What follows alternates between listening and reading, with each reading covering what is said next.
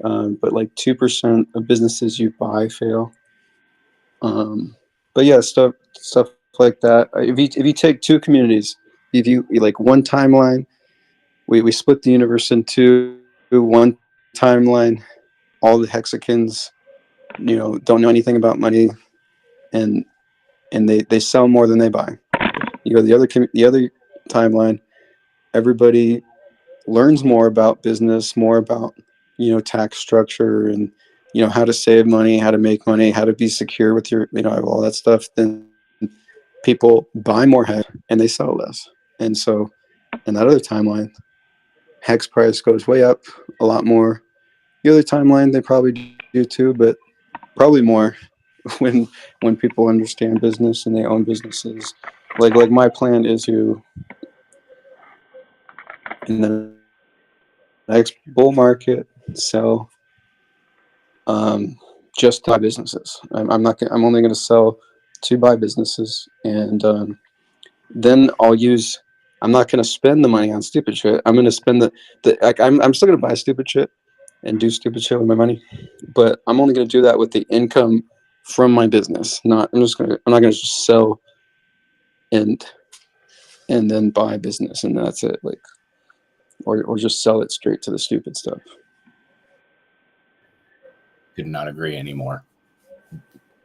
I could not agree anymore. You can either be the guy that works for a living for somebody else and still trying to invest, or you can become the entrepreneur that creates their own value and then puts that value wherever the fuck you want. So that guy on the Spice Yes. Factory was like a consultant. Yeah, sorry. Say that again. Yeah, sorry. I'm just intrigued by that man at the Spice Factory. Was he like a consultant or like a venture capitalist or something like that? I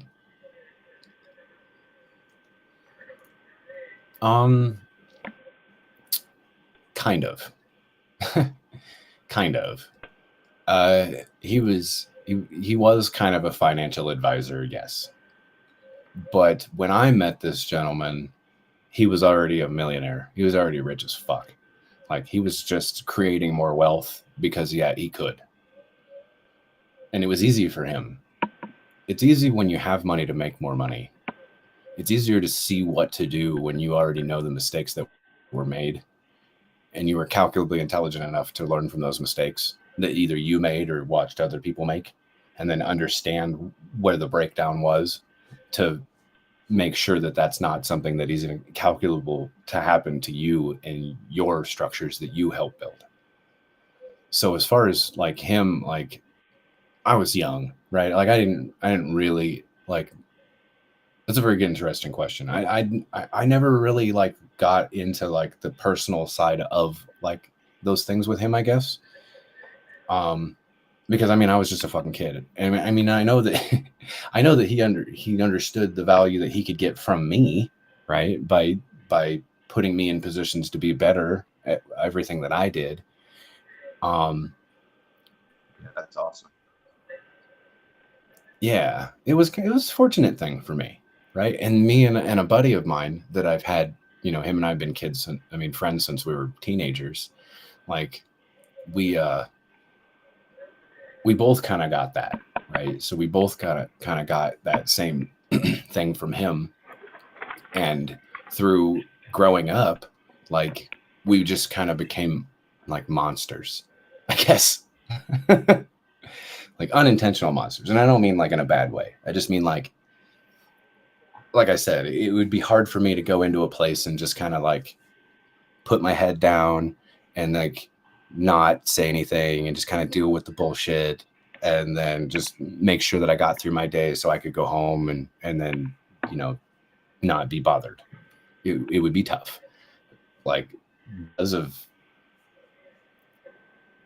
my upbringing with these types of things, it's like we can either get rid of me altogether, not have me involved, so that way you can continue your shenanigans, or we can all make money. And usually when you say we can all make money is when the ears perk and they're like, well, what do you mean? I'm like, you may not like this, but this is how it's going to be, and this is how it probably should be. And you're going to think that it's going to go against your profit margin. But I'm telling you right now that if you give this a shot and you actually put faith into your people and quit doing these things that you're currently doing right now that is causing for high turnover and lack of retention, then you're probably going to see a higher profit margin in the end. And like put data out there, kind of like showing people your Staker app, right? And but in the like general terms of like actual like business stuff, then they're more likely to not get rid of you. They're more likely to take it, to use you as a financial tool, right? And then learn from that and maybe even doing it themselves. Or maybe they did and they just kind of lost their way to a point that they didn't even realize that they put themselves in this type of situation. You can use the data that they have and use it against them, right? And be like, yeah, you bought a brand new truck this year, but I mean, wouldn't you rather have like not only just got you a truck, but your whole entire company had a fleet of trucks now? And then you be able to use that to your advantage across a tax ID? Or what about your availability to be able to get shit done? Do you need to use a third-party company to be able to rent equipment to be able to get this shit done? What would happen if maybe, I don't know, you created a whole different tax ID under a different name, but was still enveloped under your company that was a rental company? And then you just charged yourself across both tax IDs and take an advantage across that. Like there's stupid shit. There's all sorts of stupid shit that you can just do that people don't think right? of. Say that again. Would you be able to write it off too, like if you were running from that business?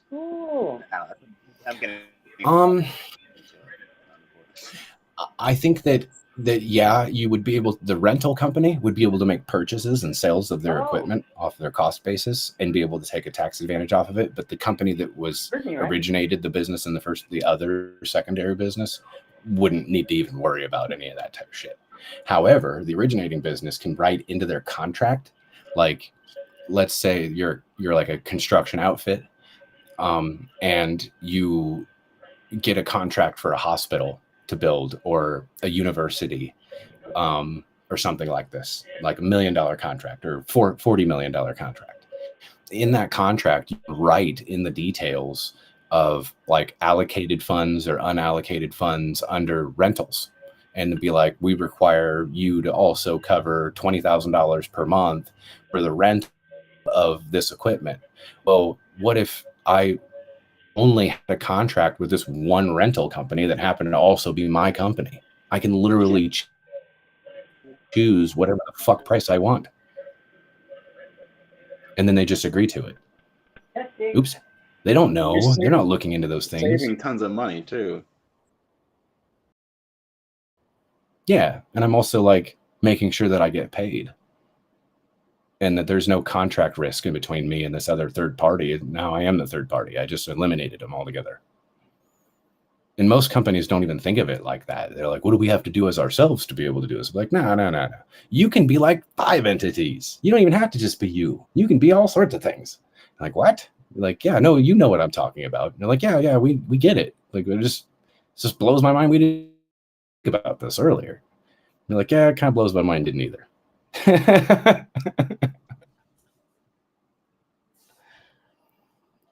But all sorts of shit is that way these days. Like, what I'm saying is not like shocking to a lot of people that are in business these days. Like, most of them already do these types of things as it is anyway. Just when you get into the smaller, like ma and pa types of things, like they don't see those types of things. They still do things the old way, and they still they still have their niche, so they still bring in profit. And like I said, they're fine with being able to afford their brand new truck every year. And then their old truck that was leased or whatever, can either go out to the yard where other guys, you just made a new superintendent and now you're giving him a 1-year-old truck that you drove around that has heated leather seats and fucking sunroof, moonroof, like the whole 9 yards. And no other superintendent has that. They get the work truck that was the least cost, the $20,000 truck instead of the $80,000 truck that you had, right? And they'd be like, how would they be able to afford all that, right? Well, because the guy was only taking in the process of like when at the beginning of the year, he told himself he was going to make $1 million. He doesn't care how much money you make. Well, you don't need that guy. Eventually that business will fail with that mentality, right? You need to have the guy that says, I need to make $1 million and I need to make sure somehow, some way that I'm able to disseminate, my cost on profit to make sure that all of my people are fat and happy. Like they can't even put their wallets in their back pocket because it's causing hip problems for them. Like that's what you want, right? You want people who are dedicated, especially if you present them with an educational atmosphere to allow for them to make something of themselves, right? So you would think it would be a negative externality for a business to teach people how to handle their butts, how to handle their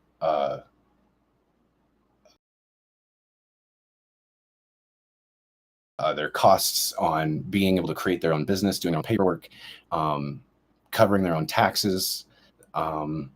Sometimes you even have to pay like bonding and stuff like this for certain availabilities for risks that you have through insurance to be able to even get yourself in a position to be able to make any money in the first place. And that could cost you thousands of dollars on the risk in the first place. Like, how do you cover those types of things and make sure that it doesn't become a risk? And then you have to succeed, right? You can do all these things and still fail. So sometimes you have to like even be so confident that even you're worried that you're even going to be successful, but you just have to keep moving forward, right? And then you can decide whether you're capable of doing it or not, right? Some people are very successful, some people aren't. Some people should be successful and they don't become successful because they just put themselves in the wrong place, wrong time, wrong niche, fucked with the wrong people. Who knows? Took the wrong loan, took the wrong leverage, did the wrong thing.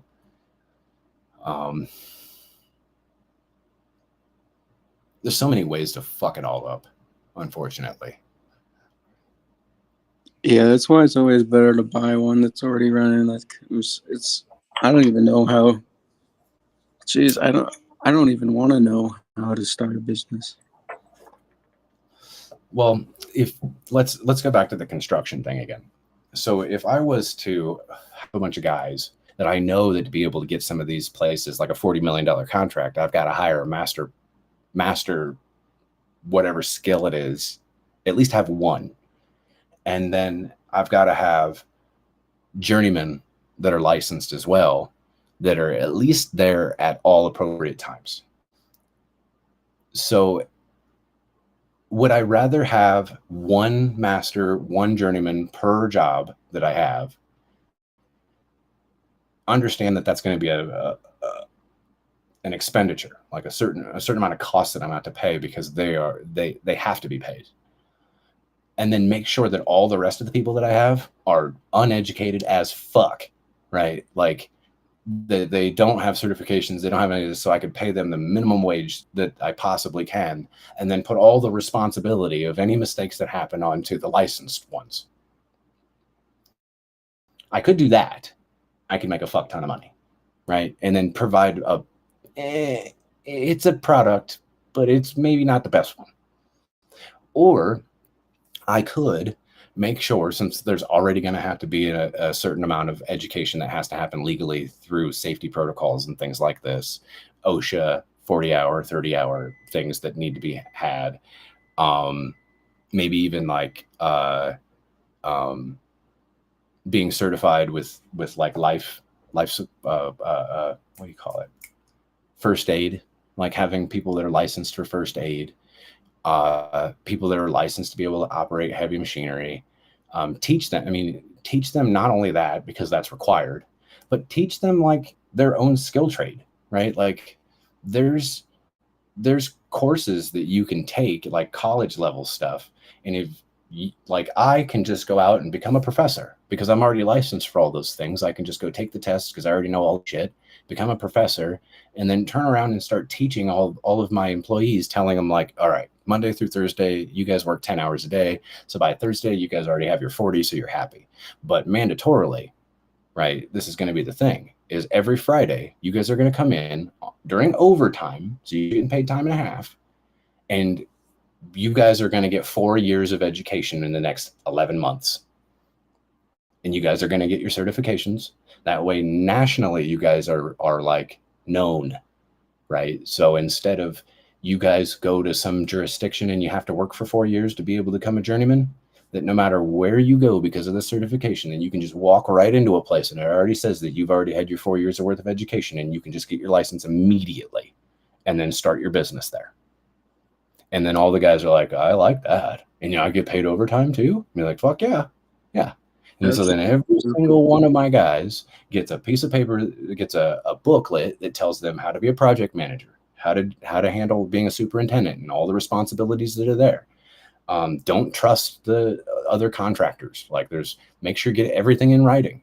Never agree to anything verbally. If anything is going to be agreed to verbally, make sure afterwards that you are writing some sort of email or something that is written down that is forwarded and CC'd to me.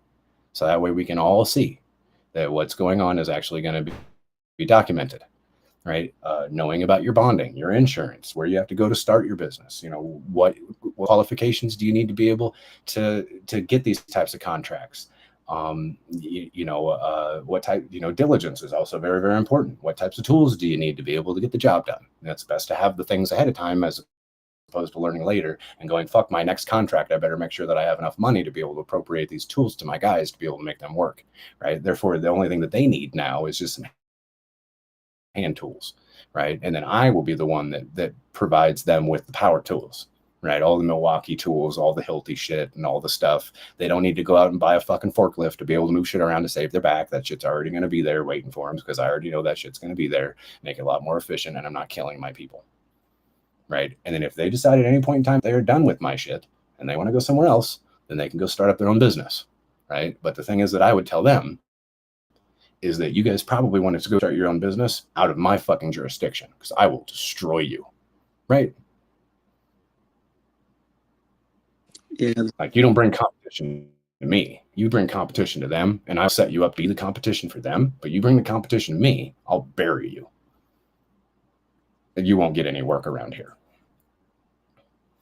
Yeah, they might. I mean, a few of them will definitely loved you for that if that actually happened. I don't know, but yeah.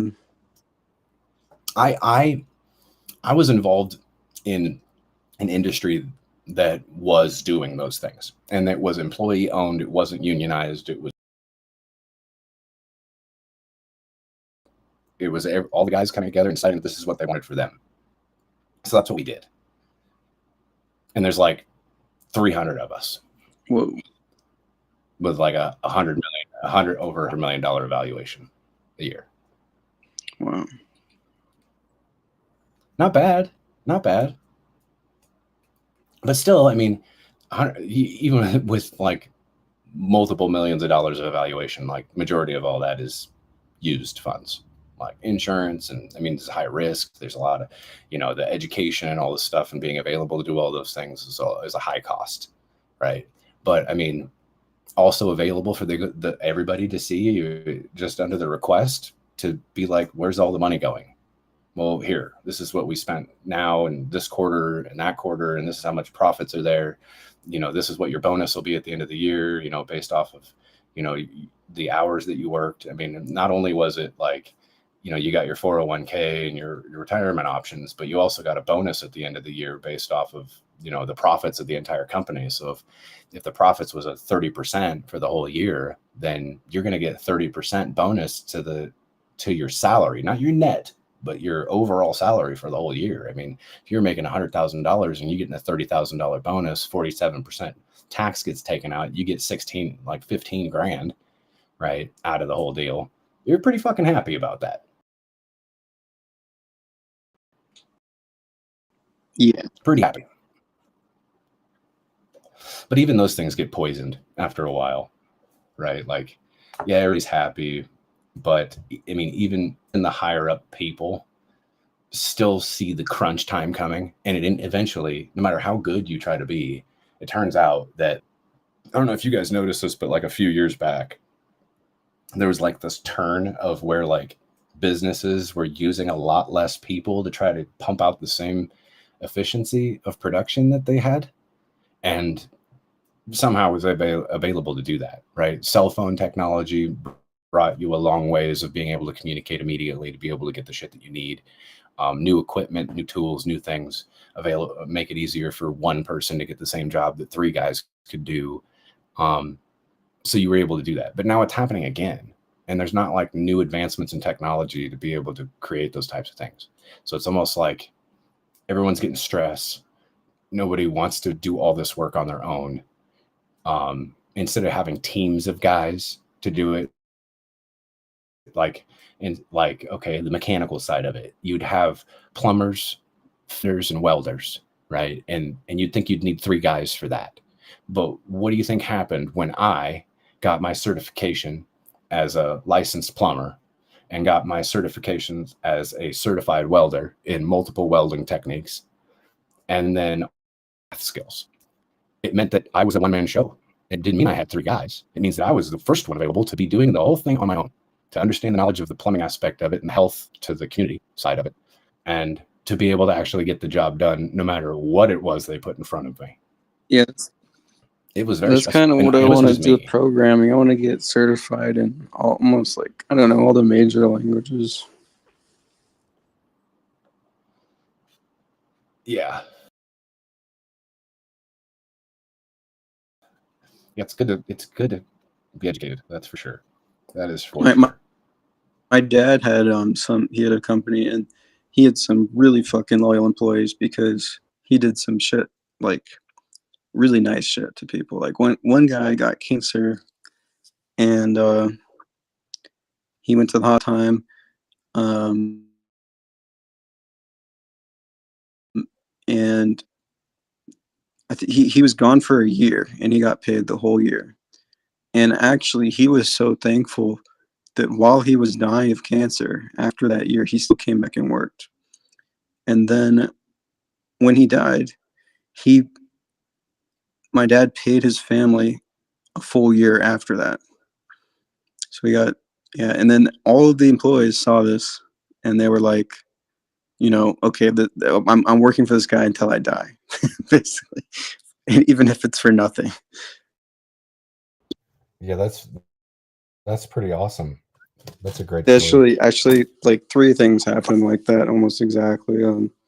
The cancer thing happened twice, 10 years apart, and one guy who still works for my dad.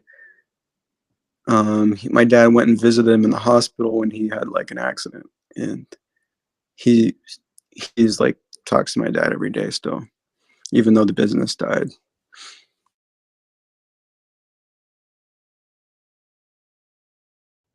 That's cool. That's really cool. That's like those types of things, and kind of seeing some of those things happen myself, like lead me to be like in these rooms and talk about communal behavior, like good behavior, Yeah, shit like this. The reason why I would do this is you would think that it's, even though I'm telling you that if we all behave this way, that in the end result, community will be the ones that are rewarded for it. But in reality, selfless behavior is almost impossible to be able to find. Some sort of way, it's still a selfish thing. The fact that I was, let's say that I was the guy and you're in the situation in the story in which you just said, Kevin, like your dad, right? It would give me some sort of satisfaction to be able to help all of these folks. And because of that satisfaction, knowing that I'm getting a satisfaction, therefore means it's no longer selfless. Because I'm being satisfied by yeah, doing those nice things, it means that I'm selfishly doing it because of those reasons.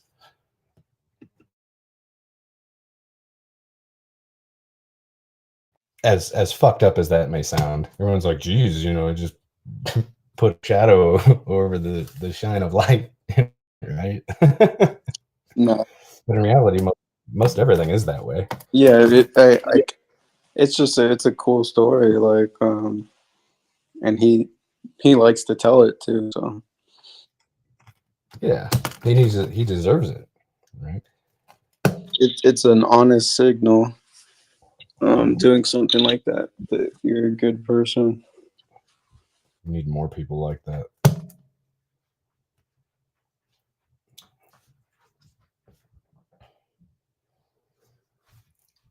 Unfortunately, not everybody sees that's not an easy road, right?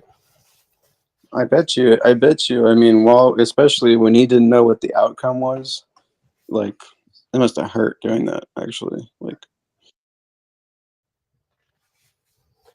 I mean, I hate to sound so crass, but to what if you were to give $100,000 to somebody that had cancer to help them pay for their medical bills because you knew they were going through a tough time, and you pay that $100,000 and then they died the next day? yeah, yeah. Like, probably never, ever, ever going to do that again. As bad as. Well, it was more like he was just paying his salary, so it wasn't like a lump sum. But yeah, like there's very possible there was absolutely no reward after all that. Nobody noticed. Nobody cared. Give $27 million to charity and nobody bats a fucking eye. Yeah. Eat a spoonful of fucking caviar and oh my god, everyone lose their fucking minds. Well, honestly, I think that anyone that thinks that Richard Art's a scammer is mentally ill. Like that's end of story. Like, or they don't know enough. Yeah, I don't really care about Richard's stories, right? I don't care about any of the stuff that he's been involved in the past. I only care about the man today. And I kind of like, he says, I got all these watches I can't even wear, right? Like, I got all this stuff I can't even do anything with. I'm just kind of doing it because I feel like I have to, because people only respond to that type of behavior. Like I said, even comes to a point where you're annoyed to get gas at the gas station because people will bother you, right? I know what he's saying when he says those things, like, and he's using that mentality against people in a good way for us, getting them to listen to him. Dude's smart, very smart. Yeah, he's not just smart. He's very experienced and well educated, and did all his research.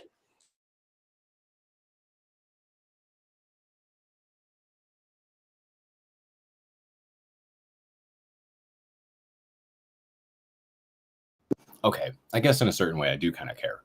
Some of the stuff that he's been through because of that, making him the man today. But like, you can make up anything and it doesn't mean anything until it does, which is irrelevant to like how people behave today, as opposed to whatever situation. You don't know the context of the past situation, like people talking about Richard taking advantage when he moved to South America and not realizing that he was the one that was taken advantage of and had his own house stolen from him twice, right? Yeah, it is twice.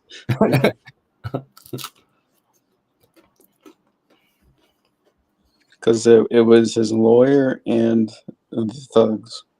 Yeah, thugs first and then his lawyer.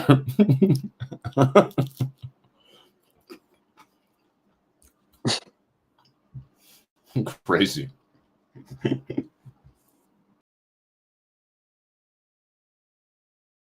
Yeah, it makes me very nervous when I think about that story and how I live half the time, like pretty close to that area, maybe 500 miles away. Well, like $100,000 home there is like a mansion, isn't it? Like US Yeah. dollars? To give you an example, I rented a mansion that had 11 bedrooms, It came with a butler. It came with a maid, full time butler. The maid also cooked, and yeah, 11 bedrooms. Um, had like a club room and like a jacuzzi, and just everything that you'd expect in a mansion. It was like 5 grand for a month. Wow. Yeah, that's crazy. I just find it more crazy that someone, they can make $1 million, be technically wealthy, not wealthy, but rich here in the United States, but go to another country and be astronomically wealthy, not realize how that looks to that area that you just moved Oh to. yeah, you have to be very, very discreet about that. Mm-hmm. At least buy a $250,000 mansion there and just move in and don't meet the people, like establish yourself with some sort of security, because now you are treating the people like they're less than you, and they're going to behave that way, like fuck you, right? um it would just make more sense to me to go there as like live where you're living, and then go to these vacation to these places and do kind of like what you did, like rent a place for a while and scope the area out and meet the people and see what they need. And then maybe not get the big giant mansion, but something that's comfortable to you, like more than what you could have here. And then bring some value to them. Like maybe the potential area that you're going to is a beautiful place and has a lot of tourism, but the majority of their economic, like every year economic value comes in through drug trade.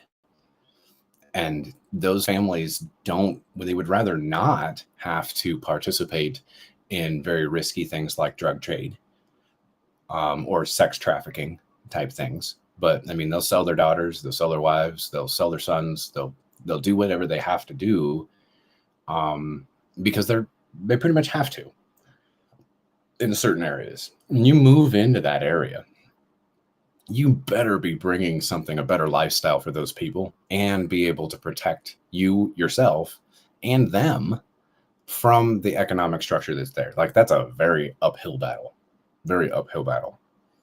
But let's say that you were able to bring some product there, some manufacturing there, giving them jobs other than selling drugs and dealing with the drug trade, in the neighborhood that you're at. Instilling that you're not going to come there and just try to extract value from them, but you want to bring value to them and give them an opportunity to enjoy the green grass that they have in their yard. Then when the bad apples come around, poke where they shouldn't be around your shit, that they don't have you to worry about. They have their own mothers to worry about at that point. Because their moms know, their dads know that the reason why they don't have to be a part of the bad, nefarious shit is because you're bringing something of value there, and they'll watch out for you too. Like you are a part of their community because you would put yourself in there as a part of their community with them at that point, as opposed to just move to said location because you're so damn wealthy there and just establish a grounds to say this is mine and then ignore the community. Like you just can't. You can't ignore the community. That's a big mistake if that was the case. Yeah, I think for like just there's definitely like country to country, city to city, it totally changes on how they respond to that. In Mexico, I'm way more afraid to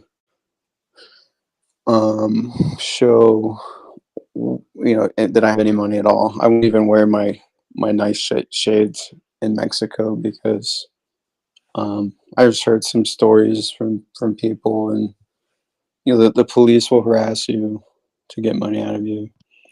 And they talk a lot. Like they see, and everyone, all the Mexican people that I met will try to get something out of you if they know you have money. I had a taxi driver charge me $500 instead of 500 pesos. um, because he knew that I had money, and that he like changed a little thing while he's charging me. There's literally no way to tell while I was paying. It's the same symbol and everything. But I wonder. I wonder if Panama is any different now, 25 years later. But that's like, who would even want to know really after hearing that story, or experiencing it. But yeah, in Colombia, like they'll fucking, I throw a party and I'll just invite them to the party and they love me. Like they're like excited to be at the party, excited to be in the mansion. I've had people steal things, but it's like once a month I get something stolen or something. It's like just the cost of doing business. Hey, they just stole something. And you're like, yeah, it'll keep me safe for another month. It's okay. Like, I put those things out that look really fancy, but really they're all fake, so it don't matter. Yeah, someone stole. We had one of those JBL speakers, like the biggest one is like $700 or something. Someone stole that while we were on a vacation in Colombia, but we went on vacation to another city. Came back 4 days later, it was gone. That kind of hurt because it was like I know it was one of the neighbors or something, because like nobody knew that we left. But yeah, then I just like, okay, this neighborhood's burnt. Change neighborhoods.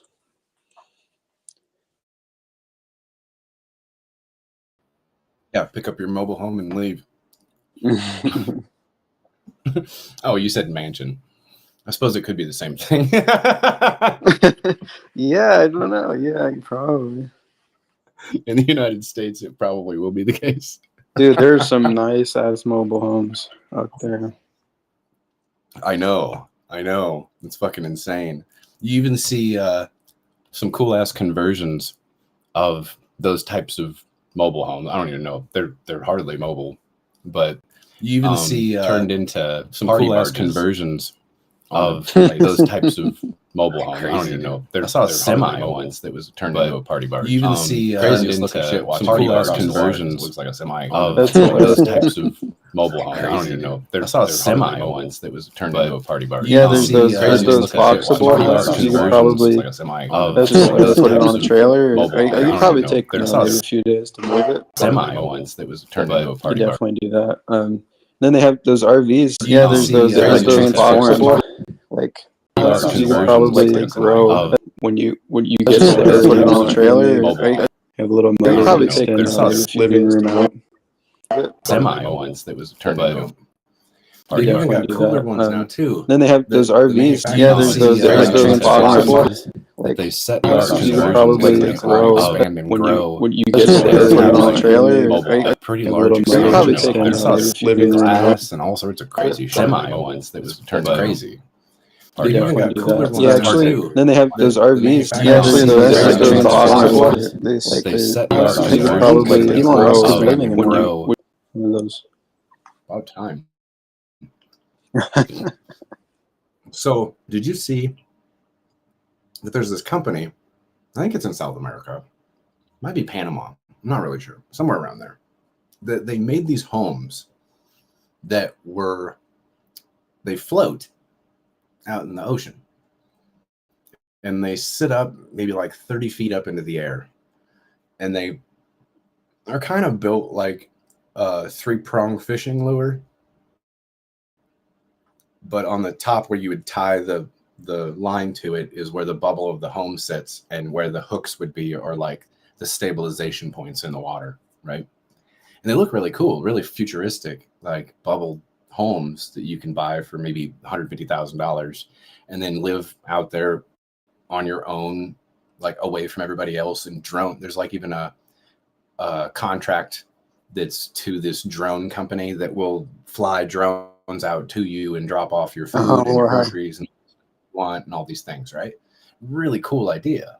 However, I think it was like a week ago, they launched their first one as like a demo, and it was like it right off the dock where they were unleashing this thing to show everybody, and it fucking sucked. Oh my god, that sounds like sabotage. Like how could that? Like they got to be really dumb. You know, one missed weld would have caused for the air pocket to fill with water. Oh, I see. So nobody died. No. It was a demo, but there were people in it. But it was a very slow sinking, right? As water came into it, it started to tilt to the side because, like I said, there's three anchor. There's like three air pocket points, I guess, anchoring points or stability points, and one of them failed. So that's all it really took for it to tip on its side, and then after it tips on its side, it's done for. That's it. So, I mean, I don't know. Like, I've worked in the oil field, like through natural gas, not actually the oil drilling part of it, but same field. And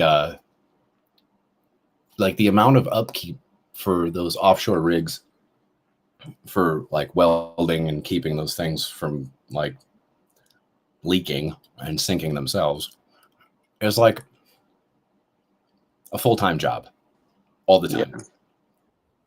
Yeah, there's like So that's actually the field I'm in. Is I'm a petroleum engineer. Um, the most of the oil platforms just have stilts going down, but there are ones that just float, and those ones need like GPS tracking and all that shit. It's insane if you think about it. This thing is floating on water, and it's got jets controlling. It's basically a boat, and it's got metal, like maybe 50 or 100, 150 metal pipes going down into different wells, and it's just floating there. There's not because it's in 3,000 feet of water. Just the amount of engineering that went in, like it's the most advanced engineering there is in the oil industry offshore.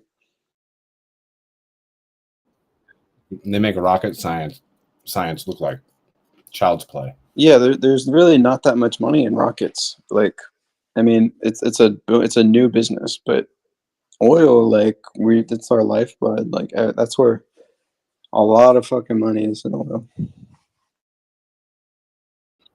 Essentially, that is our energy. Like everything flows back to it. Everything almost. Like you can change one molecule of oil and have a different type of plastic. Yeah, yeah. There's literally everything. Everyone uses plastic every day, all day long. And makeup. Yeah, makeup, asphalt. Um, Med- ple- Even most glass is actually just plexiglass. what about your new hip replacement? Yeah, and yeah, all this like all the medical stuff is all plastic because it's very sterile. Yep. And who has the largest manufacturing protocols like on the planet?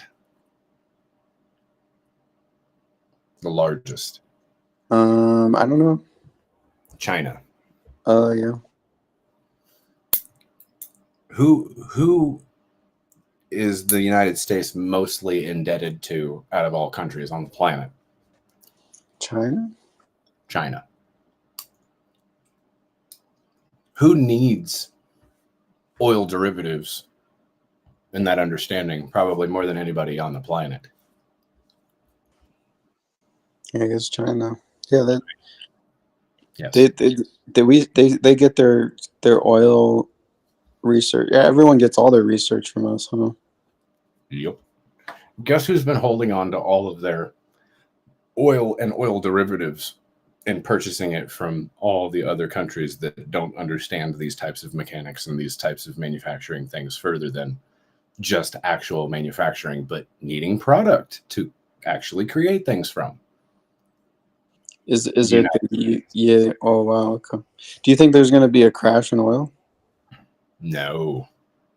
Well, Like a crash and then a boom? Because I think I think there's going to be a boom for sure, but I don't know how low it's going to go in this recession.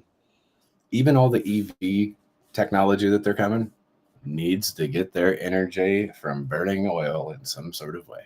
Yeah, natural gas is probably going to be the. I mean, I think maybe in 50 years we'll be using nuclear, but natural gas is like the intermediary between what we're doing right now and and that. I agree. I agree.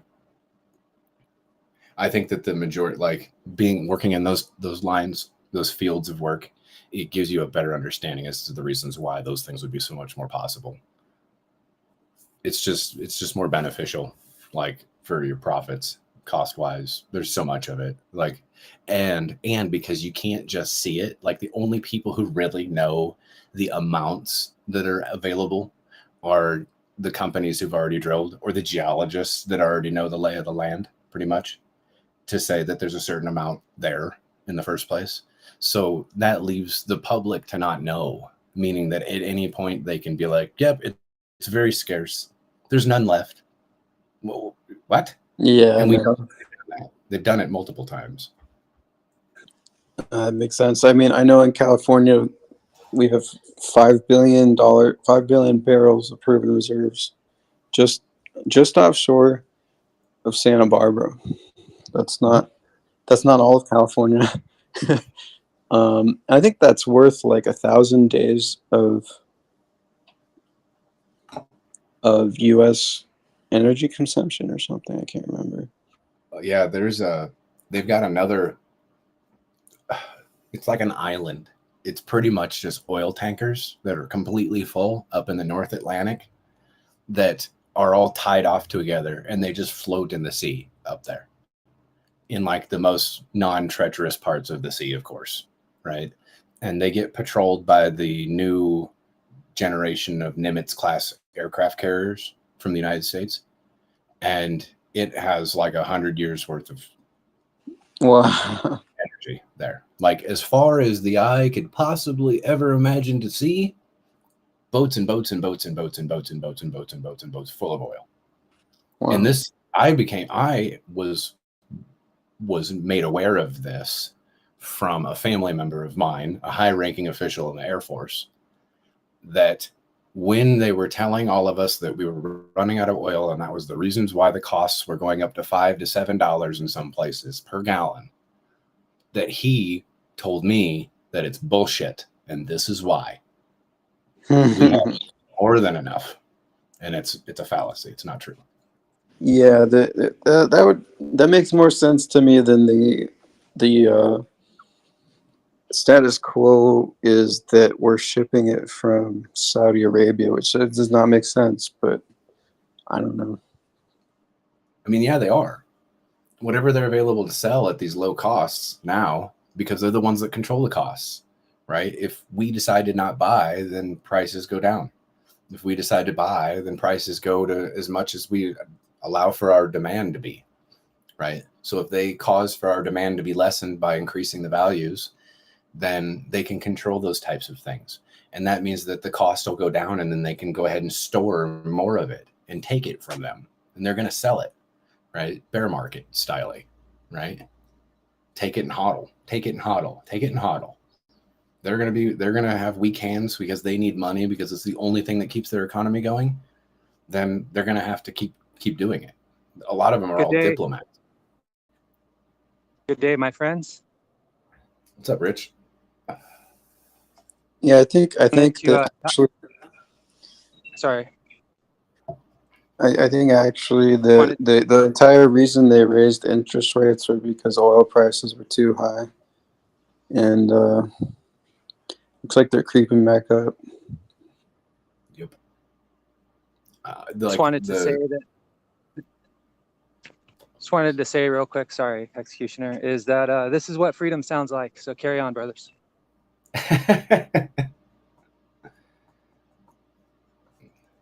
Thanks, Rich. Yeah, What I were you think gonna say, Ben? looking at energy, like looking at the cost analysis of energy and how they keep rising and pretty much have like this uh, limitless availability of up and to the right. Like as soon as that starts to to default and starts to taper off and falter is also another telltale sign that the macro economy is about ready to take a, more blood on the ground. The liquidity provider, though, so what they do, they'll be able to harvest fees and yeah, basically like what you said, as far as like buy and hodl and then resell that asset, at the other end of the market. Crafty guys. Well, especially when you're telling everybody that there's not much left. What if you were also telling people that you were the ones that had all of it because there wasn't any left anywhere else? Like you actually depleted everybody else's shit. And then now you have 100% complete control of that asset. I've never heard it explained like that. That's profound. It Well, could be. I think so. I looked at an oil company recently in Trinidad, and this guy, so what is a very small business, very I don't know. He's got like, let's say, 20 acres of land or something, and the whole island is like this, and he's got like 300 million barrels of reserves.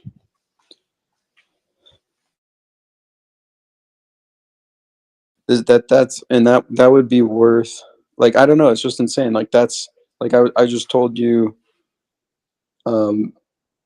Okay, so that's to give you an example. I think the world uses about 100 million barrels per day of oil.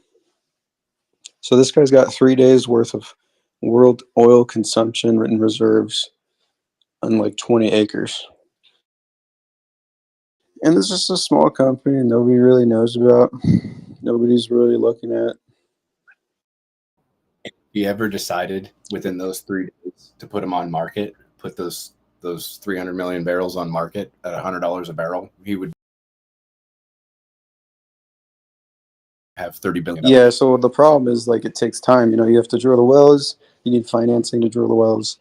The problem with Trinidad too is that he sells his oil in Trinidad dollars, which is very not. It's not a liquid market for Trinidad dollars. So there's a whole bunch of problems. But he has the fucking oil. Like the problems are like when the price goes up, all those problems are solved. But like they're also solved for everybody else at the same time. I think there's a lot more of those little diamonds in the rough than everyone thinks, really. Man, I'll tell you what, it's definitely be very profitable for landowners if that was the case. I think it depends on probably what land you have too. I mean, two things. If you can drill into the ground and strike three things. If you can drill into the ground and hit black oil, or drill into the ground and hit pockets of natural gas, or drill into the ground and hit fresh water, then your property is worth more value than any amount of dollars that you spent for it.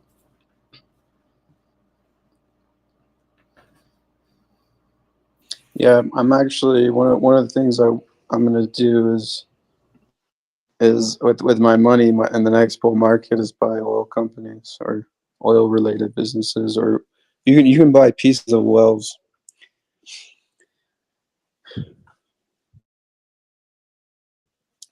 Forbes said that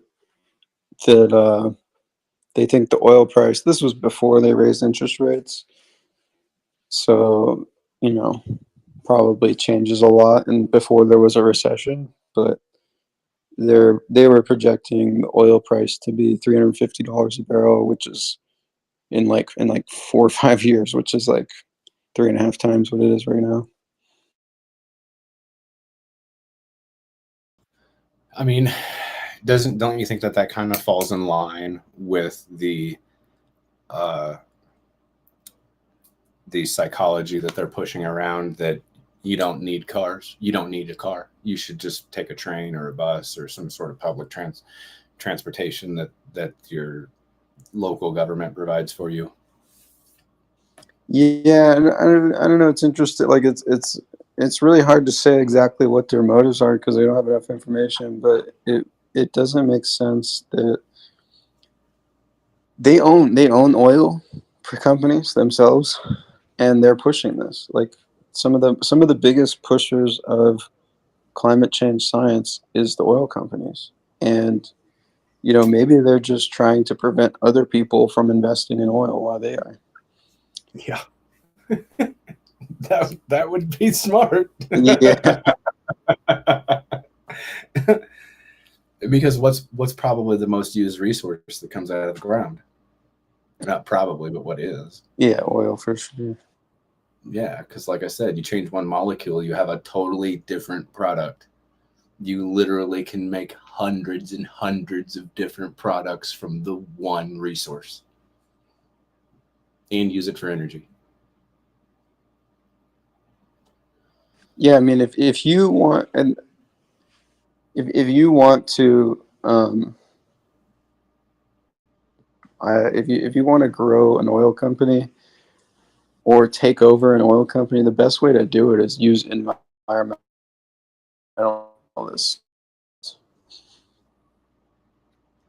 A lot of those environmentalists already paid off, like the EPA. I'm sure that you're aware of this, Kevin. But when they mix their mud together to be able to get the correct viscosity of the liquid, so they can protect the $300,000 to $600,000 diamond bit that they're utilizing to crush rock as they drill, that they're also utilizing diesel fuel to help lubricate the mixture, which is a direct violation of EPA. And every single one of those drilling companies, the bigger ones like Halliburton, Cactus Drilling Rigs, H&P Flex Rigs, those types of companies, they all do the same process, and the EPA just looks the other way. Yeah.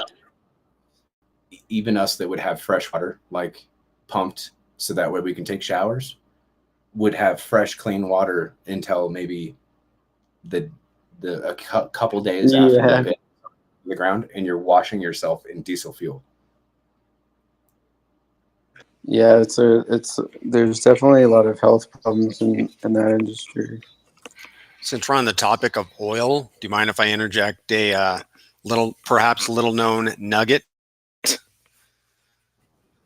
fucking lootly. That's why we're here. Okay, cool. Hey, I was on a cruise ship like a couple of years ago, and I was on the fantail going through the Panama Canal, and I was chatting with this guy. Turns out he was in the Navy like I was in the Navy. And so we got to talking. He was in Intel, and he and I were both in the Navy during the Gulf War, the early 90s when Iraq invaded Kuwait. And so we chatted about that just briefly, and he says, little known fact, he says Iraq had approached I think it's the UN Security Council, something like that, on a number of occasions complaining about Kuwait sideways drilling underneath the border and taking their oil. Kuwait actually had oil rigs or refineries or whatever, right almost up to the border with Iraq, and they were literally sideways drilling underneath Iraq. That's why they went into Kuwait, because they had enough waiting for somebody else to take care of business, and they took matters into their own hands. Just about floored me, man. Wow. I mean, it's definitely scientific, like engineering possible. Like that happens all the time.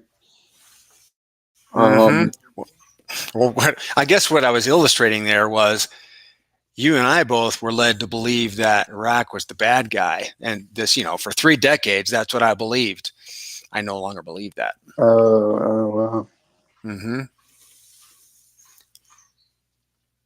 Well, I think that a lot of that can be understood, that the centralized banks weren't available to be moved into those places and take over their economy. So they were automatically the bad guy, and they had to figure out a way to appropriate that for sure. Sure. The stealing of the resources thing, like that happens in the United States too, with Americans and their own property. If they don't play ball, they just directionally drill underneath their property anyway, because they don't own the mineral rights. They just own the property rights.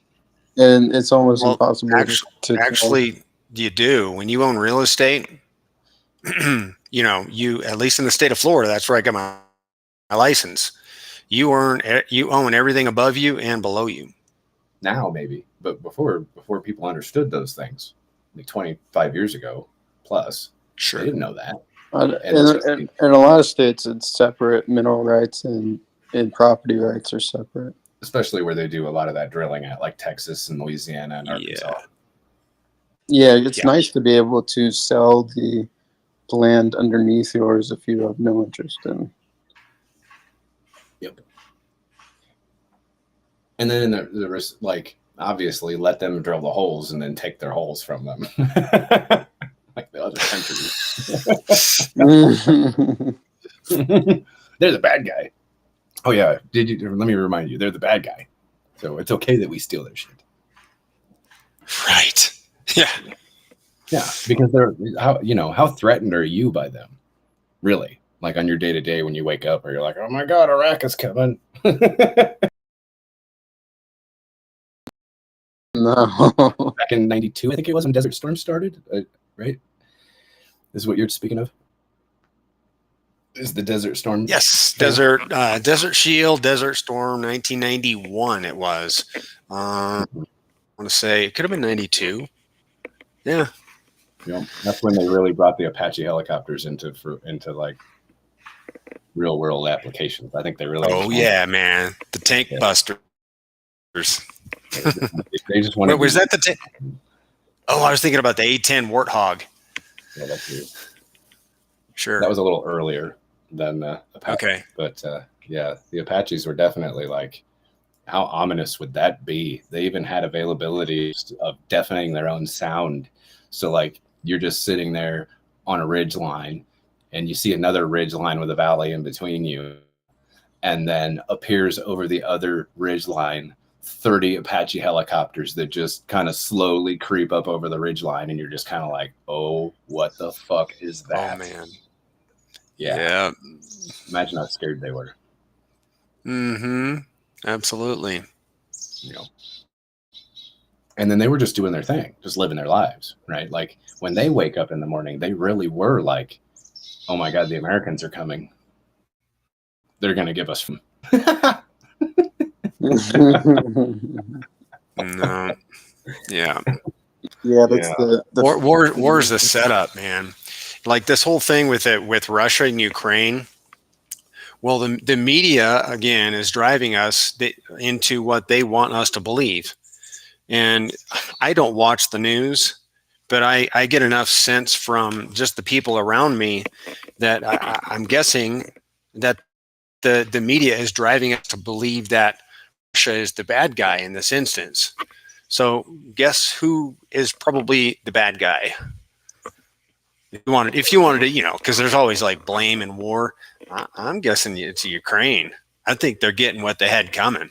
And I have not looked. I've heard a little bit about that, but I've not really looked into it. And the only reason I mention it is just, food for thought. I always wonder. I always wonder if like you should go ahead because I'm like kind of changing the subject. In my understanding, about 10 years ago, Ukraine was had a coup where the government was restructured by another country, right? Where their leader, who is current leader today, was Zelensky, is that his name? Some shit. Appropriated his position from the country who created the coup in the first place, which was through our understanding today was the United States. And during that point in time in the last 10 years, those people, who a lot of them are Russians, didn't want that. They didn't want to be taken over and be under the control of this new economic terrorist that had just kind of came in and took their country, and nobody said a fucking word. Nobody batted a goddamn eye. And a lot of people were being treated very, very, very not well in that country. They were being taken advantage of. The public outcry of people, like these citizens, were hushed. Nobody paid any attention to them. And I guess after a certain period of time of, you know, the appropriation of that particular country, where the United States is able to do like this Cold War thing, kind of like how Russia was supposed to be able to bring nuclear weapons to Cuba to have a launching point, right, to cause for us to be worried, then obviously this is the same fucking thing where they are very worried, because now we're getting way too close and bringing in military stuff and military installations and new technology that's going to be directly pointed at the Kremlin. They don't like that. They don't want that. They're warning everybody for the last 10 years that if this shit continues to happen, that they are going to have to do something eventually. So this is what's happening now.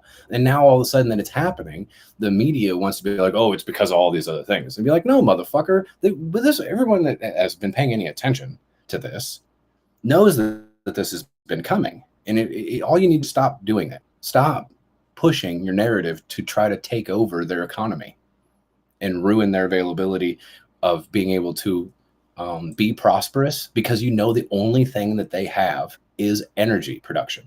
They're the number 2 energy productive country in the whole planet is Russia. They don't make products. Nobody's buying Russian fucking cars. Nobody's buying Russian sports cars. Nobody's buying Russian microwaves or TVs, right? They don't have manufacturing to be able to even if they did make those things, nobody's going to buy that shit. So they have to use what they have, and they have a lot of it. Natural resources, natural gas and oil. And it would be very easy for the United States to be able to cripple them from being able to get to the only people that actually buy that energy resource, which is the European nations, which now we're seeing that the pipelines are getting disrupted, which could be very, very bad for some of those countries that are in Europe when winter comes, like Germany, for instance. Very interesting. I, Very interesting. I was in Ukraine in 2018, and it was interesting because I think this was like right after they took Crimea or something. I don't remember, but there was I was in the train station, and there's just people in fatigues marching throughout the train station.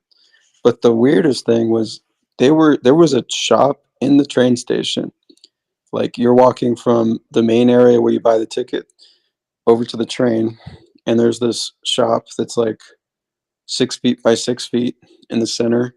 Like you would see someone selling cell phones or, you know, cell phone related stuff. But he was selling firearms. That was the most mind blowing thing I've ever seen. In someone selling guns in a train station. And he's like right next to the Dippin' Dots guy. Yeah.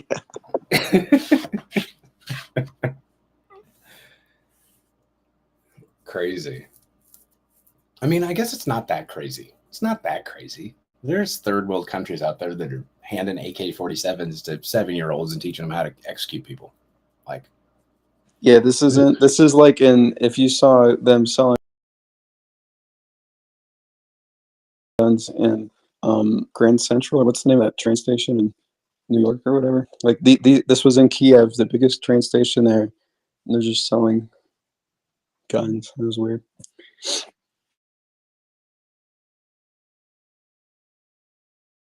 But I always wonder if if you really knew everything, like you were God or something, would you really know whose side was right? Like I mean, sorry, that's the only way to know. Like you can't know whose side is right or wrong unless you are God.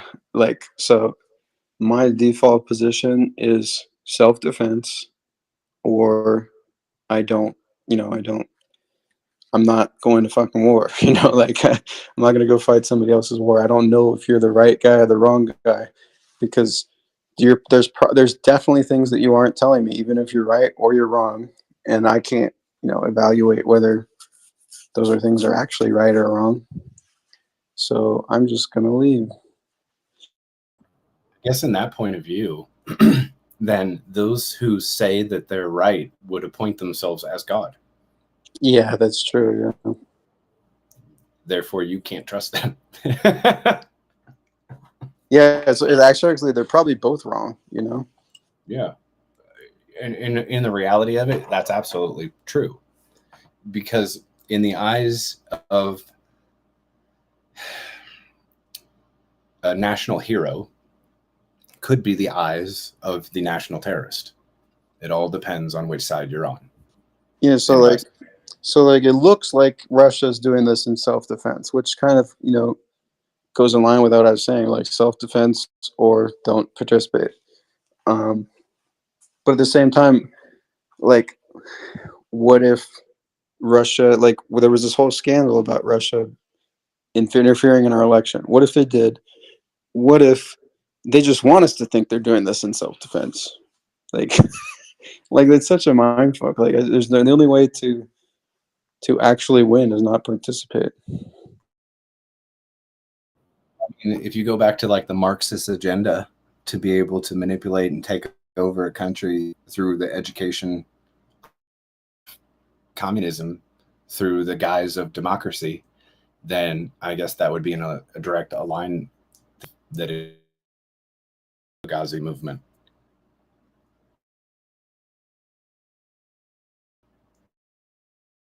Yeah, the Right. book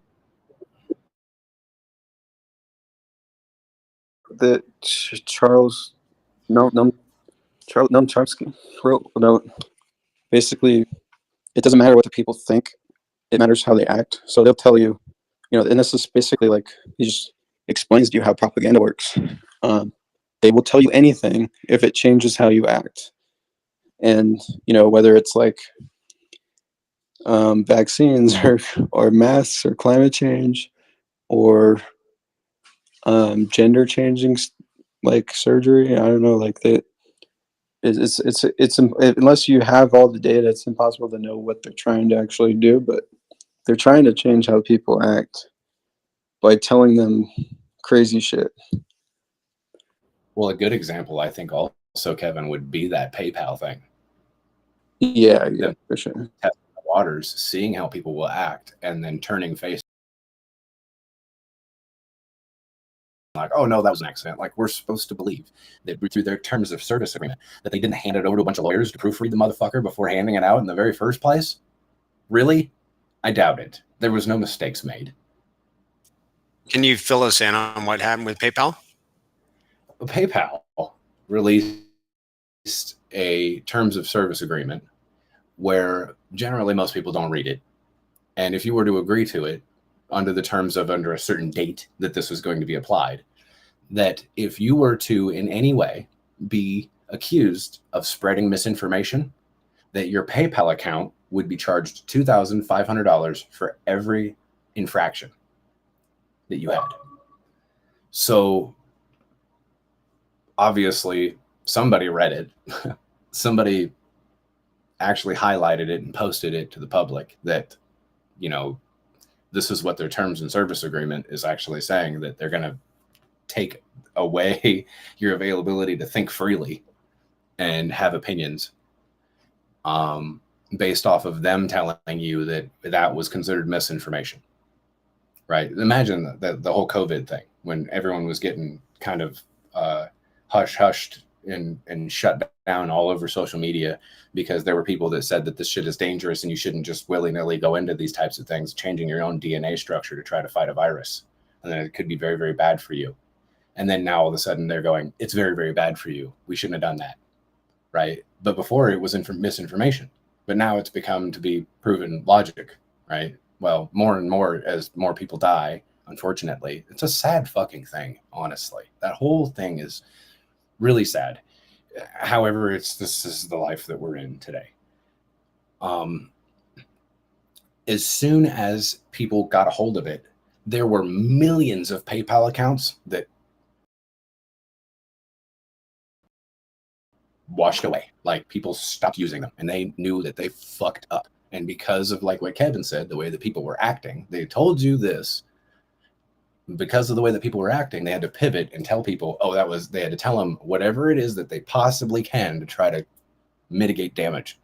that they did to themselves on accidentally on purpose, some fucking how, by telling everybody that it should never have been published, that the context of it was wrong, all sorts of shit that they said. But in reality of it, I think we all understand how those things work, right? Before you do a contract, especially in a big conglomerate type of entity like that, that they're going to hand it off to their lawyers, make sure that legalities put themselves in the advantage, and then they release it, right? To keep themselves covered in every fucking way. So to be all like, oh, willy-nilly, their terms and service agreement was just written by some staff member in the back room and they shouldn't have did that, is fucking ridiculous. So I think that's a good example of kind of like what Kevin was saying. Yeah, here's a better example. Maybe is that when the Federal Reserve says we're thinking about lowering interest rates, they don't actually. They, of course, they're always thinking about lowering. That's their job. They're thinking about whether to lower or raise interest rates. But just by saying we're thinking about lowering interest rates, everyone buys. Right? So like by changing what you believe, they changed what you do. And it doesn't matter if they're changing what you believe by telling you that the sky is falling, there's a virus. Like who knows all the little intricate ways that changed the way people are acting. They probably just want people to stay indoors because that's like a form of like a form of how to get somebody growth globally. brainless. It's one way to do it.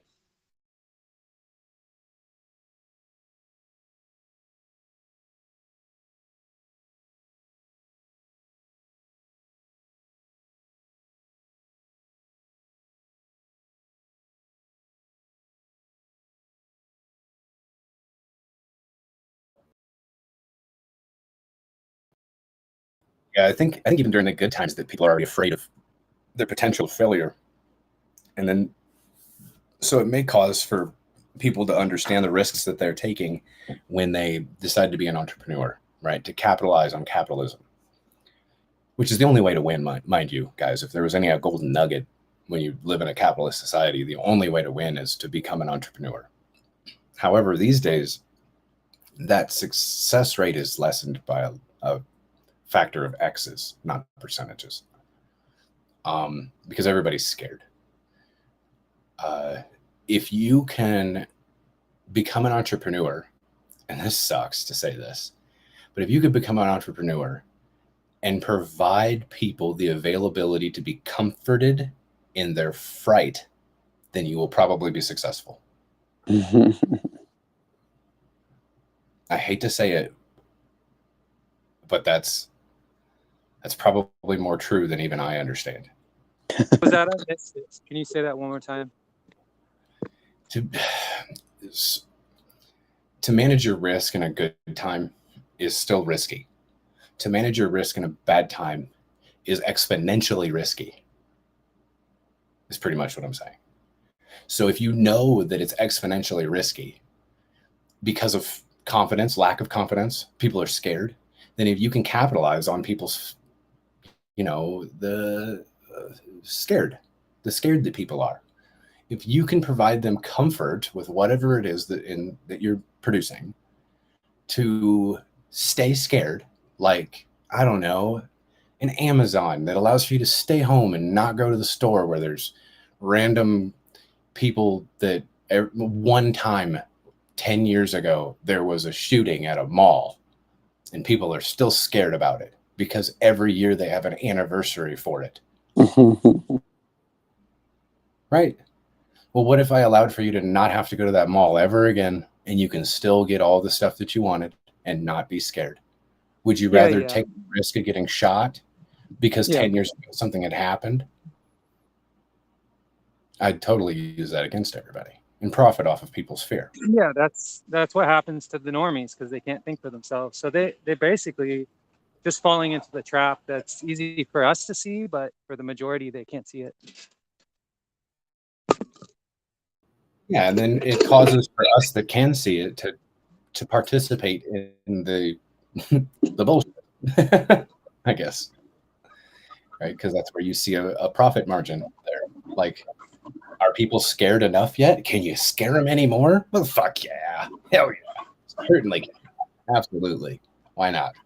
Right? Monkeypox time, bitches. Yeah, Right? isn't it funny that the motto for 9/11 is never forget?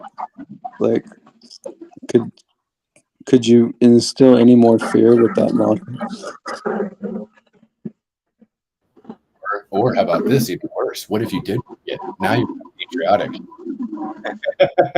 You're a bad person. Yeah. You weren't scared enough, and you'll be accosted for it publicly. How dare you? Is it too soon? Is that too soon? No, I don't think so. Yeah, every year there's it's a pattern interrupt every year on 9/11, especially people who live in New York are brainwashed.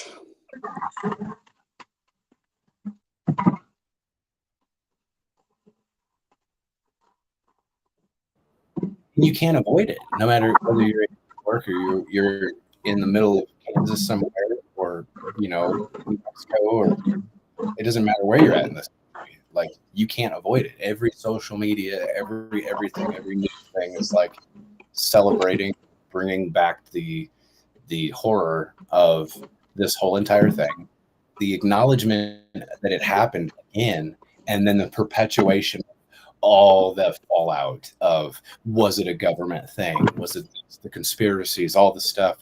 Distract again. Yeah, that's actually probably the worst part is that the conspiracies were so conspiracy theories, a lot of them were bullshit. Yeah, sure, but like the fact that every year we talk about this conspiracy theory and every year it's debunked. And it's like, do not think for yourself. Do not.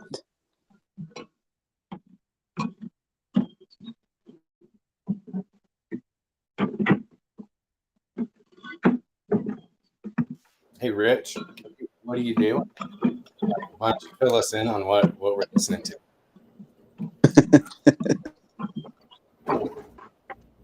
All right, I muted him. Hey, Rich, do you know that you're unmuted?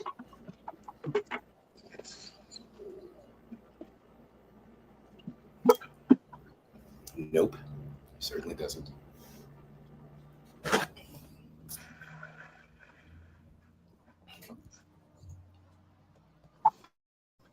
There needs to be a feedback button. You know what I mean? You can push, and then it just screams the old DSL dial-up into that person's. Yeah, admins need some sort of notification for people like that. That'd be good. Did you notice that we got bot attacked yesterday? Yeah, I saw that. Right up until, thank God, you know who Godfather is? Sounds familiar. Is he an admin or something? He's a Hex admin for the Yeah. original Hex chat. I think he goes by Poseidon now. He just recently changed his name. Mm-hmm. That dude is a fucking godsend immediately, because he hates scammers so much that immediately he took all the information and the bot data that they have over on those other chats that Richard has applied and gave it all to us immediately. He was like, this is how we configure it all. This is all the stuff. So what you need to do, you can take all the stuff that we have, give it to Alex, let him go ahead and do his thing. So now we have those bots configured to Richard Hart's liking. Perfect. God, I don't want to mute Rich, but I'm going to have to.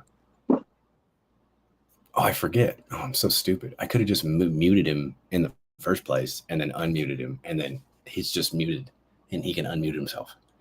I love that.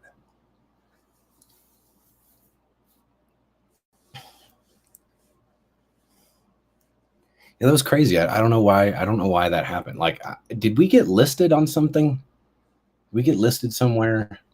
I was thinking that it had something to do with the launch of that token, Jack's token. Mhm. I thought, I don't know, my conspiratorial mind kind of thought the same thing, because oddly enough, like right when they launched their thing, they got bot attacked like really bad. And I don't know why, but some people were coming into the Hedron chat, like actual members, community members, and were telling me that I needed that I was the one that did it. No, I'm like, no. Like, like, why would I care about them? Like, I don't give a fuck about them, like, to do all that.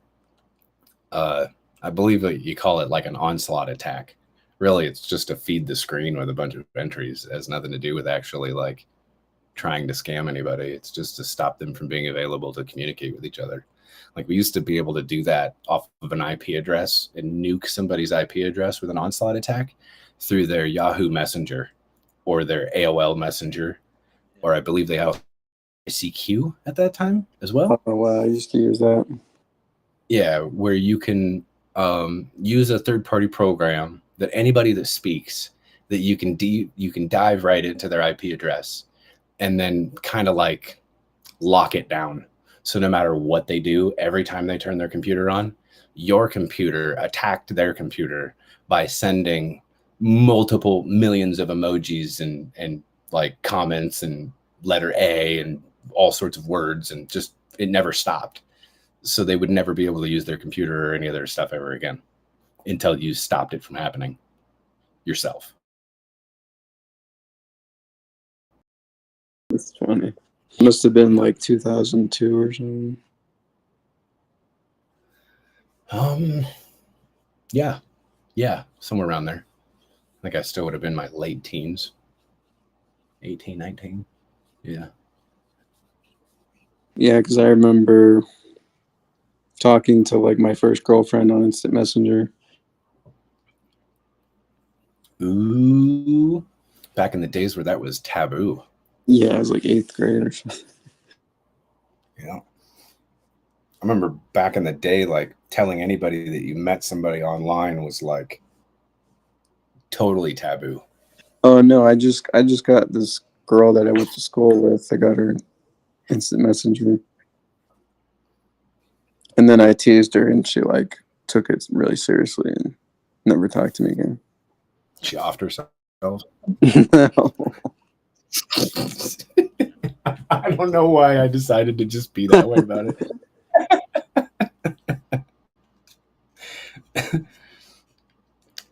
I don't know. I feel like we're brothers. Like, she probably should have just offed herself. No, I think, this is what I remember now, is that I went on my friend's Instant Messenger. I messaged her and I said, oh no, I was actually on my own. And I was like, hey, this is Scott, like my best friend. And he's like, do you like Kevin? And then she's like, yeah. And I was like, it's actually me. And then like she got really pissed and like never talked to me. Well, actually, we became friends again, but. Nothing like building a relationship off of mistrust. You're sitting there like, why don't you like me? And she's like, I don't even know who you are, dude.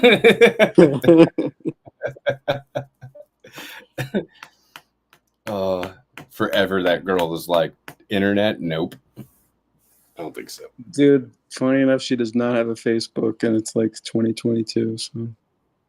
That's crazy. Yeah, I probably ruined that for her. It's amazing how sensitive some people can be. I was, I was accused of being sensitive, but I was like the complete opposite.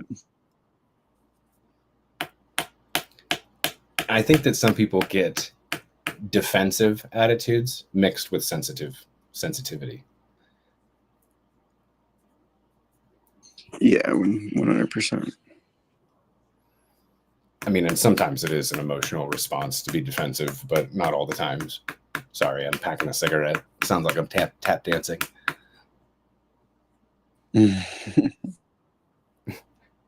Like, what are you doing? You're fucking stacking coins? I think that's what Mango Junkie used to tell me.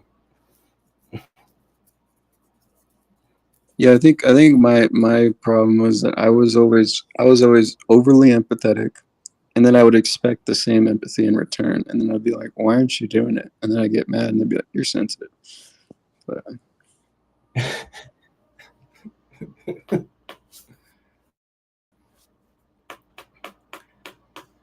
Yeah, I had a situation where this like most girls when they're having fun, at least they project as if they don't have a care in the world. Like there's nothing that can take them down from that position at all. So in like a public view, if that's what you saw every time that you were out with those particular people, then I guess my commentary would have been probably appropriate, but it was not right of me to say, I guess, because I didn't really know her as a person. But I had made a comment about maybe potentially being a narcissist in some sort of way, right? And unfortunately for me, like she didn't know what narcissism is. So I had to go even further and explain it, right? Which is 10 times worse, right? And through the explaining, like, you know, somebody that loves themselves to, uh, you know, a certain extent, right? Above all others. And man, did she get offended, like totally offended. And it kind of like, I didn't really understand it. And then like, obviously she got offended. You know, I was being a dumbass. Uh, but I mean, I don't know. To me, it was just I don't know. I guess I was just small time kid at the time, not thinking about what I was saying and not taking people's feelings into consideration to think of, you know, like one comment like that. Like I knew the power that I held when I overheard her have a conversation with her other friend. Maybe she should change the way that she is. And I was like, ooh, ouch. And then I had to go and be like, look, like, I'm so sorry. I had no idea. you were just joking, right? Like, Yeah, yeah, yeah. I mean, like, she was shaking her ass and shit, right? And she's like, I don't care. I don't love myself. Like, I'm not like what you say that I am. And I'm like, well, like, you shaking your posterior would, like, suggest otherwise, right? Like, you really love yourself. Otherwise, you wouldn't be behaving like this, right? And she wasn't my woman or anything like that, right? So like, I wasn't actually judging her, but what I was saying, like, after hearing her comments and how she responded to it, like very judgy was what I was saying. And I was like, fuck, that's not even me. Right. That's not even what I was trying to go for. And I kind of had to like sit back and be, you know, I first I was like, she's very, very emotional. Like this is too much. Like it's overboard. Like something happened. She was broken before I said something.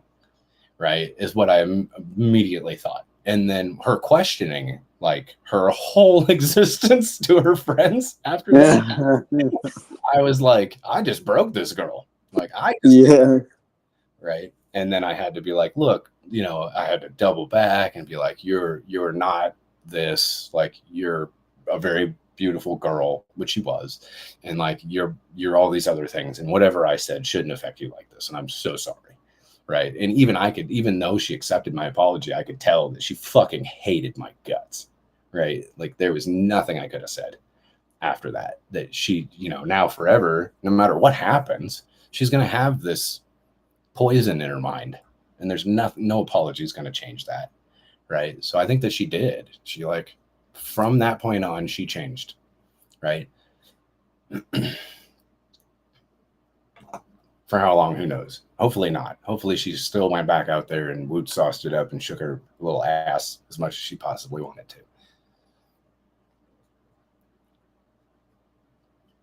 But man, I realized how effective you could be with just, you know, thinking that one thing is a joke and realizing that it's not.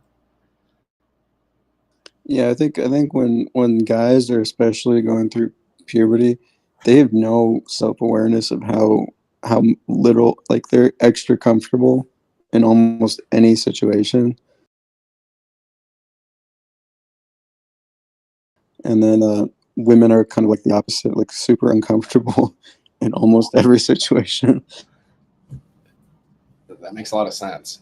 That's the same reason why if a girl sends you a tit pic, you don't respond by saying, dang, a dick pic. They don't want that. It's gross and uncomfortable.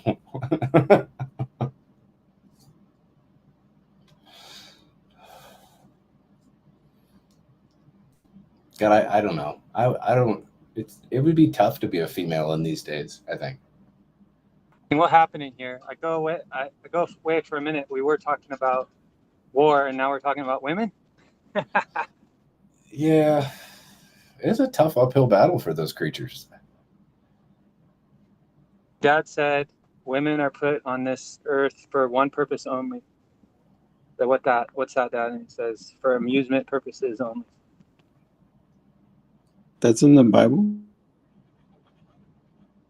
Really? Oh no, I was like asking you. I was like, where did you get this from? I love how that turned out. You're like, no, yeah, it is.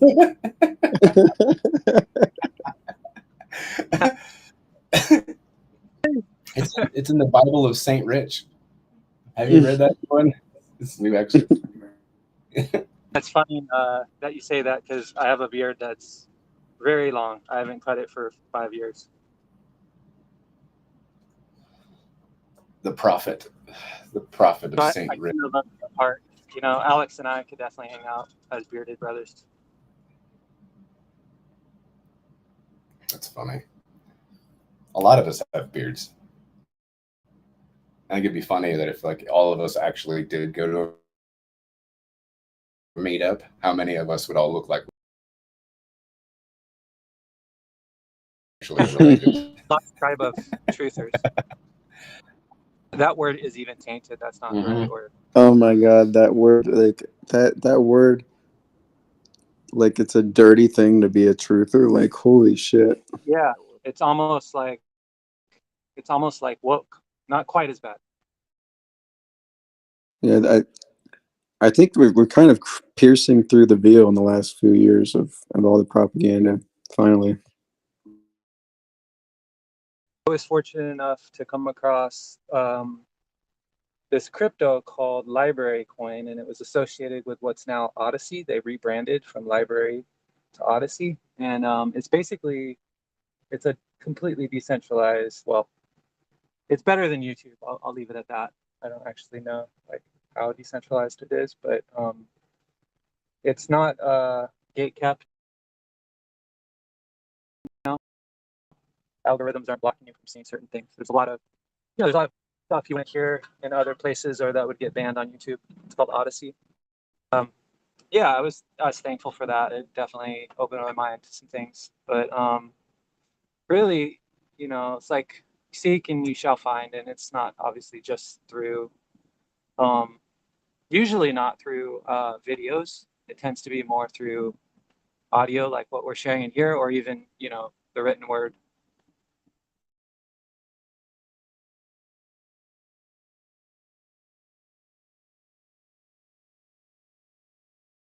Super thankful for being able to listen to you guys for a few hours when I was working. Thank you.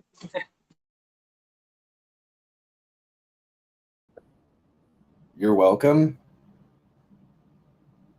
Thank you for listening to our bullshit. Speaking of that, I've been every now and then go and troll a certain group, which I'm sure you know who that is, Executioner. Yes, absolutely. I know what group you're talking about.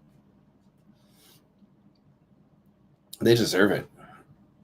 But I troll them in the only the best sense. Like I'm really trying to teach them, or plant seeds, I should say.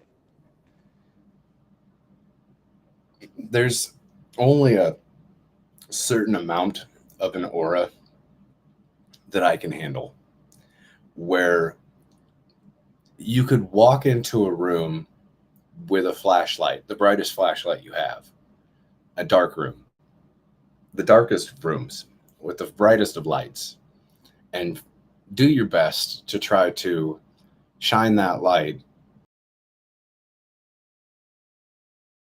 in as many places as you can. Even if you were to put the end of that light on a string and spin it in circles, so that way you can maximize the surface area of which the light is at as fast as you possibly can, so it looks like you are actually shining the light in all different directions all at the same time.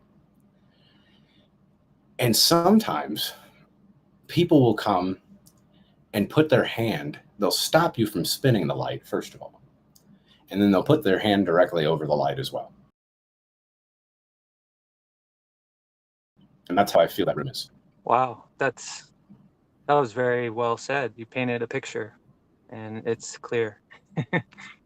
Yeah. Especially, okay, you want to knock down, drag out, cross like the fastest course you can have to be able to learn the things that you do not want to be involved in, go to that room. Right. Absolutely. Yep.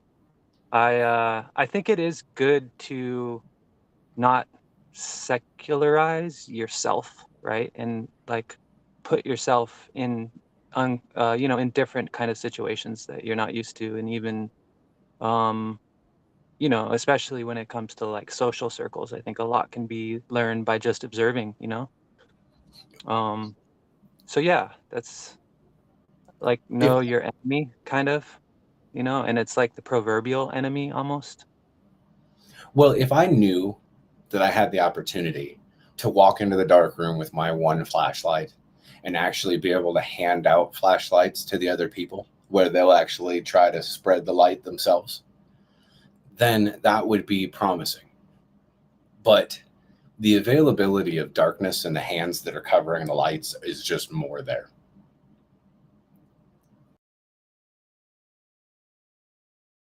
The darkness is louder than the light there. And the ones with the hands over the light will never carry a flashlight. They don't even want to consider it. There is no yin to their yang. They're just always It's dispelling. fairly, absolutely, yeah, it's fairly fruitless, but I guess maybe I learn about my own psyche because like when I first got into crypto, I had a lot of those same types of emotional behaviors surrounding the short term. And that's basically what I see mostly in that said group is just very short term thinking. And it reminds me of other things as well that I've improved myself on. So in a way, it's like, yeah, go hang out with my screwed up friends to remind myself of how far I've come. Well, it's like the pretty girl having a fat ugly friend. I mean, if I wanted to constantly look like the genius that's always going against the grain, then I would not be here. I'd be in there. Yeah, Right. yeah. The comfort with holding the limelight, and having the pulpit, and having it ripped away from you, and then everyone like competing for the same little crumb of, I don't know, appreciation, is it? I don't get it. But I was fortunate enough not to get caught up in any social circles my entire life. As soon as I became a man, I was like, I'm gonna go hike while my friends go party, and I'm gonna work and save all my money while my friends kill themselves for being fucking idiots. Like literally, like one of my best friends in high school died in a car accident because they were Oh fucking my retarded. god, dude. Somebody hand that guy a flashlight quick. Yeah, exactly. So yeah, I just, that's why I find myself here is I've taken the path less traveled, and it's made all the difference. I feel like there are probably a lot of people in this community that don't drink. I don't. don't. Yeah, Yeah. me either. I have 3 eyes. That sounds like a personal problem.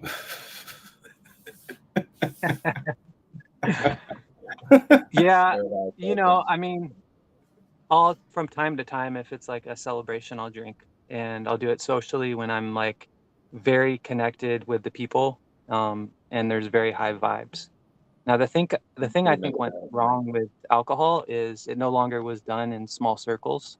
And it literally is like a spirit, right? So it opens you up. And traditionally, it was done in communities that were whole, where, there was a certain sort of protection in the group, right? But nowadays, with all the dissolution of the family, you have everyone opening themselves up to these subtle energies with each other when they drink, and I think a lot of people take on attachments like energetic stuff without getting too woo woo. It could simply be just like people's subconscious programming, coming through and spilling over and affecting yourself because maybe your guards aren't up because you're drunk or you have a really good buzz. So that's kind of a little perspective I have on that. I could maybe explain why it tends to perpetuate so much negativity. It's like sounding boards for stupidity, literally. It's just in my opinion, it's just poison. Well, especially like I feel like 300 years ago, 400 years ago, we didn't have fresh water, so we put some, we fermented some hops into water, and we got some alcohol with like 1% volume by volume, and that was like how we drank, we rehydrated on, um, you know, something that was somewhat sterile, and it was kind of like kombucha. But now we're drinking like 5, 7, 6% alcohol. And then we have hard liquor.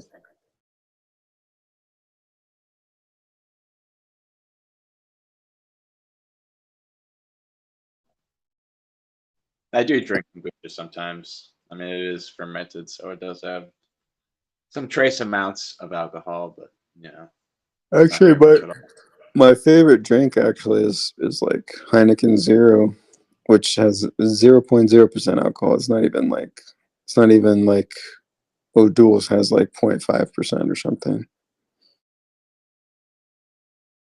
I might actually have to check that out. Yeah, It's 0.5 or some shit like that. Yeah. yeah, they sell it I everywhere. prefer herbs bearing seed.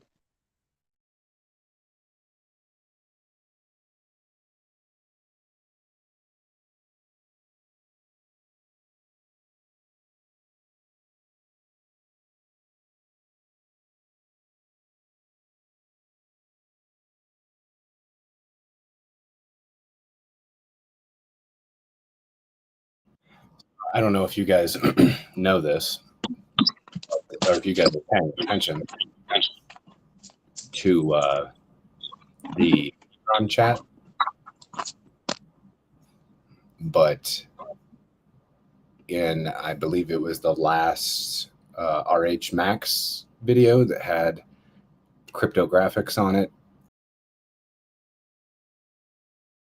and Gifford, they made the announcement of the Friday night Icosa chat streams that people could come to, where those guys will be in here to talk about all sorts of shit on Friday nights and have it recorded for people to go to YouTube and listen to it. And Deft Thought in the chat has posted a URL for a channel. And if you go there, you'd notice that right now we are currently live. Oh, wow. So one of y'all is the one doing the recording, which is neat. Thank you, by the way. Yeah, I wondered if I heard people talking about that. Like there was like I had a conversation here with like 5, 6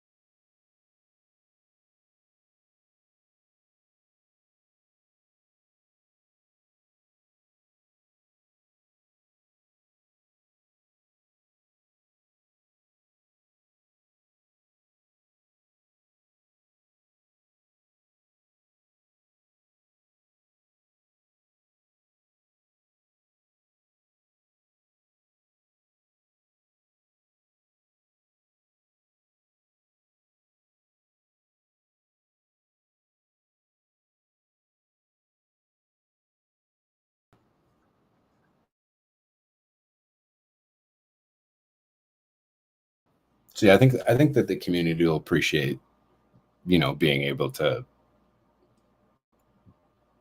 hear what we have to say, I guess. Apparently people want to be able to, be exposed to all sorts of shit, I guess. So that's nice. When we do talk about Icosa and Hedron and Hex and all the stuff that goes along with it, like that could be particularly long conversations depending on what aspect of things that we're talking about. So I think that like a lot of the times what we expect to happen is just somebody's going to come in and just interrupt us and then just ask a question. And it used to be the case a lot of times. But I think this is happening less and less now. So it's almost like we have to force ourselves to like stop what we're doing, stop what we're talking about, go back to the beginning, start talking about everything again, and just kind of reiterate over everything all over again. Like Hexicans have these advantages, other people have these advantages. What's happening in November 13th with liquidations and stuff like that? What are the opportunities? Don't say anything definitive. Just put out the facts and just leave it where it lies. Don't tell everybody that what you have is alpha. Just to let people figure it out on their own. If they want to say that it's alpha, then fine. But really, it's just knowledge. It's just that's what it is. It just is what it is. But we don't know. There's so much shit to cover. We don't know what to cover, until somebody comes up with a question, and then we're just kind of off to the races at that point. So, like what I was saying about having, what the hell is her name? Why am I having a brain fart? She was just in here. Anyway, having anybody come in here that knows that, and even though they know the answers to majority of all the questions, they stop us every once in a while. They ask a question that they already know, and they get us talking on this other subject, which is probably more relevant to what people actually come in here for and actually want to talk about.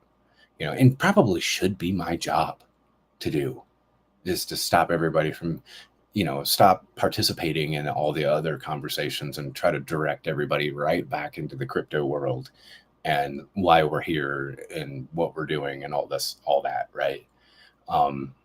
Especially when we have like 16, 30 people in here and notice that the participants are continually cycling through. People may not have gotten what they came in here for. Maybe people came in here and got exactly what they wanted, just a distraction while they're working, to be able to listen to something other than Pulse Chain Chat talking about hardware wallets for the 500,000th fucking time, right? And get some sort of substance from people who are just talking. And like I said, not definitively telling you this is what it is and you guys must listen. Like we're not bringing down, the sky is falling type conversations. The amount of alpha that you may have might be off of whatever conversation that we have, and you just going and Googling this shit. It may be something you've never heard of, or maybe even sound like bullshit to you. And then you just go and try to scrape up some facts and some analytics to try to wrap your head around what we're saying. And then the next time that we're all together, like it'll no longer be a cacophony of 3 people just sitting there having a chat, but now it'll be 4 people, 5 people, 6 people, 7 people, and we can talk about what the future may be like, not in the World War III sense, but like in the Hex ecosystem sense, right? Like what do we currently have today and what could it look like tomorrow, right? What are the implications of being able to wrap assets into NFTs and being able to sell them, right? New marketplaces, new things, new opportunities. Like what can happen, right? I think that that's all interesting to try to get into, and I think that we do, but you kind of get lost in the you kind of have to be a professional, right? Like we'd have to have people in here also with us that like would stop us from, you can't do that because this other thing just doesn't exist. Like we have to start simple. Like there needs to be some sort of infrastructure that spits out a price at the end of all these erroneous values. And then we can start building on those things. And then there you go there, right? When somebody comes in and says, you need to do this first, is when you change the conversation, right? And then start putting that out there, right? Like this needs to happen first. eventually you'll have one person that comes in and goes, I can do that, or I'm already working on that. And then you have it, and you're already working towards having the new thing, the new future potential with no expectations. We're really only limited by our ability to network. Yes. And I will also say that I think that we've been kind of smart not knowing that there's potential that we could be recorded at any time, because the community wants this, the public wants that. Not to try to catch us in saying anything, but we need to probably move forward in that understanding that us as anyone who decides to speak publicly, it needs to not censor themselves, but not put themselves in a position to shine a light on any person or any individual in a speculative way, right? Like Kevin making, explicitly not saying a particular coin, but saying, the launch of the thing that happened, right? Smart as fuck to use that type of terminology, right? Rich, you saying, the group that I'm talking about, and us never saying the group's name. Smart. It could be any fucking group, right? Even the people that are in the group would be like, I know you're talking about us. No, you don't. You have no fucking idea, right? God forbid for them to us be talking about the shining of the light and all the darkness and the negativity and all the stuff in there. For them to claim that they know that it's them would be pretty damn disastrous in their own respect. But whatever. How dare you? Right. And then a lot of those guys come into this chat too. And you know that, Rich. A lot of those guys are right here too. Yeah. So, not really a shocking revelation. The Hexecutioner says that a lot of those guys can go get fucked. Yeah, they come in here because they've filled up with so much bullshit they can't stand anymore, and they have to come listen to a little bit of truth. Right. I mean, and we're not like, it's not 100% shine of light here also, right? I mean, there's a yin and Sure. a yang, right? So, I mean, there is no need for this other group to be the absolute yang, right? To be the opposite side of don't fall into the fluffy clouds and the shit and rainbows shit all the time, because that'll lead you into a bad, respectful place, maybe potentially. And that's not what we're here to do either. Not at all. Right? Just generalized understanding, make your own fucking decisions. Nobody's going to tell you what to do here. Nobody. Right. Yeah. Everyone has a little bit of them that's fallible at the very least. And, I appreciate the space that you opened up here to let people ask questions and tell their point of view and not gatekeep them, and really give them the time that's required to, help them out. I mean, being a Hexagon, you kind of have to learn to be that way. Because it's not very easy. I mean, to us, it's easy to understand because we've been involved with it. But even some of us had to actually utilize the stuff and do it to learn, to understand it, to wrap our heads around it and have the aha moment, right? We're getting even further down the rabbit hole here, right? With Hedron and Icosa and everything else that's built around it. Like, it allows for that understanding that there's like so many different types of people that are at so many different levels of understanding that you have to like treat everybody like they all have potential, but all know nothing. And don't treat people like, don't let them know that that's the case, of course, but allow for them the opportunity for their own growth by, I don't know, like you said, having the option to be able to ask questions, right? And also be in a place where there isn't somebody that's definitively just going to answer those damn questions either, right? Maybe even potentially like make them aware that A, this is not the place for that to be answered, or B, not a question that even should be answered in the very first place, and these are the reasons why. I think that's probably the more important part, is like, these are the reasons why, leads into more of the nitty gritty of the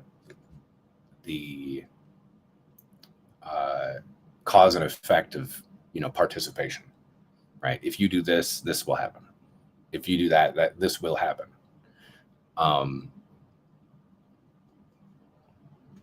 Those things are pretty easy. But then there's also other, God, I wish there was better examples for that, right? Because then in the same respect, saying that because you did this, that this will happen, means that you're also wrong, because then you're kind of speaking definitively. But when you're talking about code, that the code works this way because you did this, the code suggests that this is what's going to happen, so therefore it will happen because that's a fucking way that it's made, then there is no other thing that can happen as a result because of code, gives you a certain level of confidence to know how you operate and how you move through the ecosystem.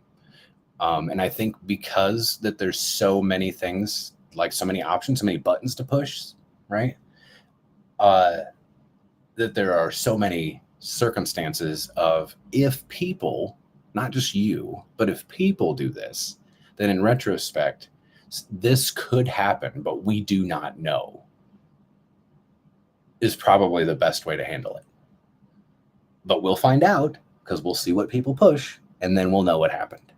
And then we can have a structure of, well, in the past history of people doing this, this is what happened, and the consequence of it caused for this to also be the case. Will that happen again? Maybe we can say that there's a slight chance of a percentage because it's happened before, but you can never, ever, ever, ever actually speak definitively outside of the code's like abilities, I guess. And nobody know. I mean, until we actually get the communication out there to educate people that this is what the code does, this is how it operates, it's different than hex code. Like, there are certain things that are the same, there's certain things that are different, and this is what you need to know. I would have to say that probably the majority of it, like, people don't really even need to know any of it. They just need to participate, and that's it. That's how simple that it actually is, even though it, like, I've heard and seen people say this is complicated. And in reality, it's not. You've just involved yourself to a confusing state that it doesn't need to be.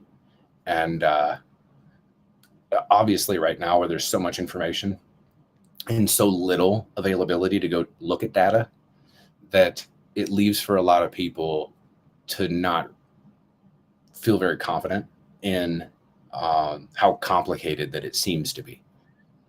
I think through time, just like Hex, and through available data sites that people make, just the community of itself is going to create this availability that people will be less and less incentivized to like try to dig in really, really deep into how everything works, and more or less just do it because of APY, right? Or just simple things like, what would be the reasons why I would buy Icosa? Well, you can stake it and earn other rewards. Pretty simple. Usually you don't need much further than that to convince people to do shit, right? You can go buy another asset that's just absolutely speculative, and that's it. That's all you can do with it: buy and sell it. And some people will actually win, but some people like to actually have stuff to do with it, like utility, available other things in the future from it, without having a roadmap, no expectations, no availability of any of these things. The opportunity for any community member that has the knowledge to be able to build things can do it. Nothing will stop you from doing it. That's kind of powerful, in my opinion.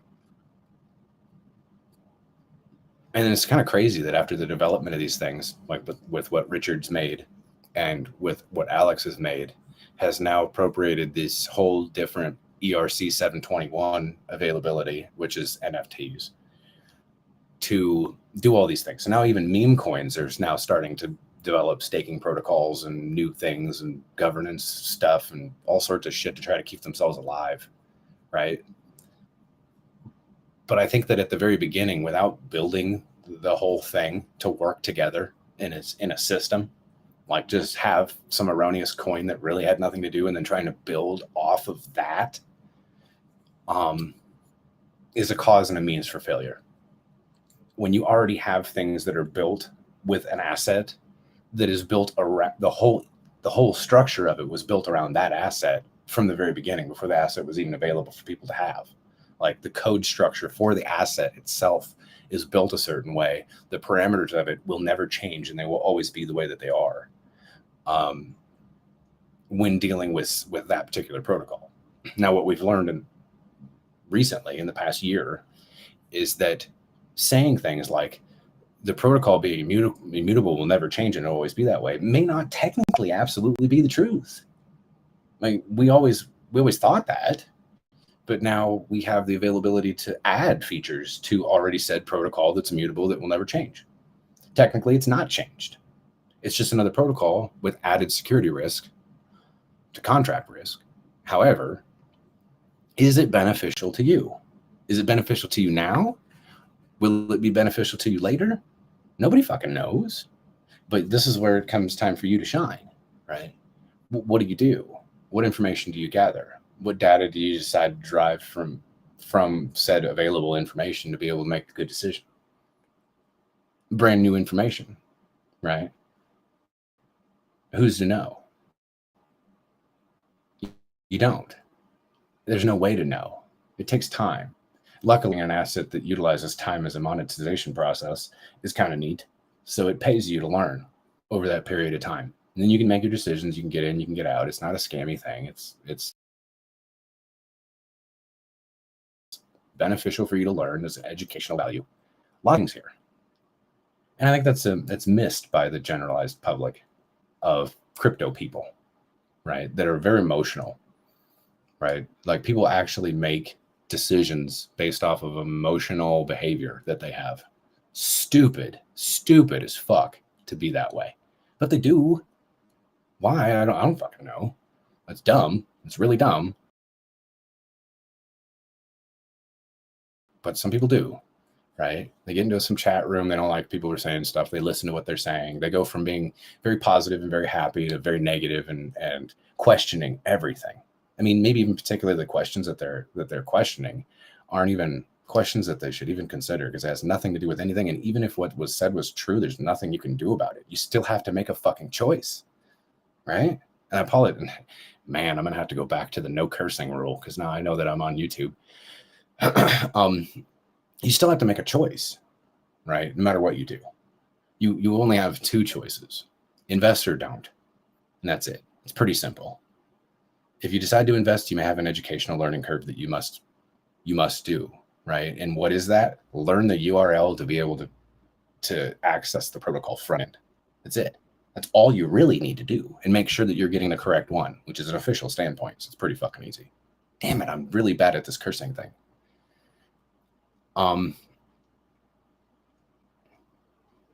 Yeah, I guess that's about as far as I can take the complications of all of this and making it like not complicated, because it doesn't have to be.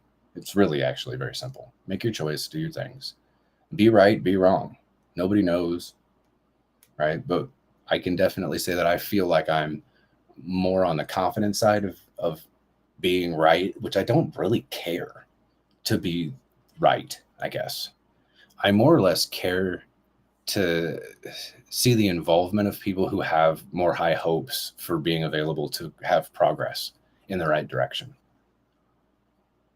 And I think that's what a lot of us are here for. I mean, other than, high APYs, rewards, all these exciting things and stuff like this, being able to actually have like programmable currency that works with 100% uptime is really, really neat. And that's a good start.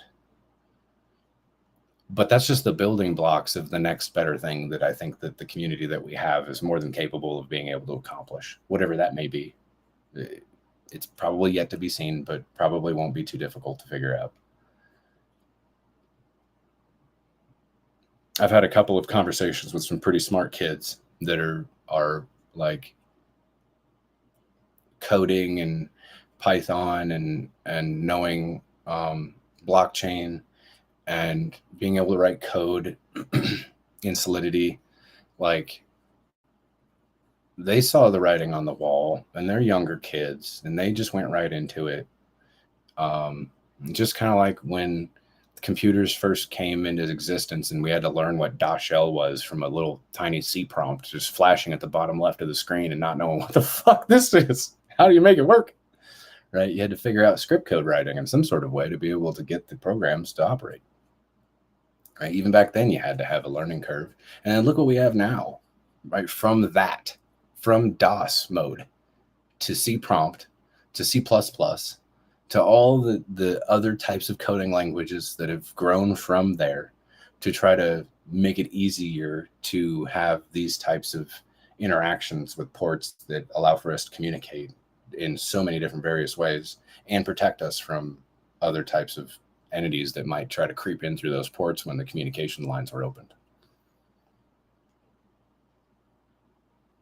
I mean, you want to get difficult, we can go difficult. We can go into the very confusing, very difficult, very dark side of technology that nobody would even understand half of what was being said. And we don't go there because we don't fucking have to. All we need to know is you put the power button and the fucking computer turns on and we can talk to each other. That's it.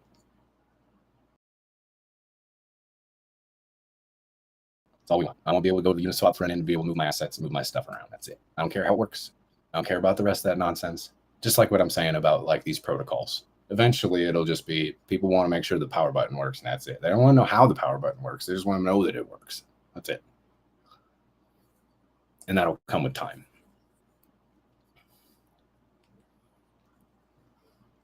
We also still need to be mindful of the security side of it too. Always, I mean, that's always going to be square one. We're always going to have to tell people about the scams and the fraudulent activity and all this stuff and what to be mindful for and what to be aware of and DMs and the fact that people are, you know, going to try to get to you. Just as much as you would say that a founder would come into the Hex community and try to extract value because they know that Hexicans are particularly wealthy because they've done pretty well, that it'd be a good community to go in and try to extract value from, would be the same thing in everything, right? The scammers are going to see the same thing, the same situations. Like these Hexicans have an opportunity that we can take advantage of, and they just don't know enough. Then there is always going to be the next thing that, as long as we're aware of it, and we can make sure that the public, our public, are aware of it, then we can be more of a, not a creation of a solution, but at least the availability of education, at least. You keep it always on everybody's minds, just like 9/11 every year. But instead of doing it every year, we got to do it like almost fucking every day. As much as we hate it, right? Don't go into the hardware wallets and all the other shit. Just stick to the facts. Don't go to a private area of communication, talking to somebody one-on-one. Chances are they're not who they say they are. And don't click on hyperlinks because that gives you direct access. That is the oldest trick in the books. It used to be done through email stuff, right? Someone sends you an email, had an attachment on it, says some stupid erroneous shit that you like, you click on it, it's over. Now you gave them access, and you just still don't know that they have access through some Trojan protocol. Like, not good. Keylogger type stuff, right? Don't view porn on your computer that you have login access to your wallets, for your bank, for your digital assets, for any of your stuff, your email accounts. Like, if you are addicted to porn or you need that release in some sort of fucking way, do it on your phone where you don't deal with that stuff, or get a whole new computer. I'm telling you guys, because as soon as you go to any of those sites, keylogger already. They already have all your information. Guaranteed. And I don't want to scare you guys. For some of you guys that probably already put yourself in a stance, but you should probably go get yourself another computer and just have it as your crypto stuff. And then move all your stuff, get all your wallets and everything deleted off that old computer and move it all to another safer one. Some of us, without going to porn sites and things like this, still every once in an occasion go buy a brand new computer and still move everything anyway, like every year or so. I know guys that have multiple computers that they already bought when they had discounts and available stuff for them, that they use them for all sorts of different things that they need to use them for, other than just porn or crypto. But yeah, simplify your life.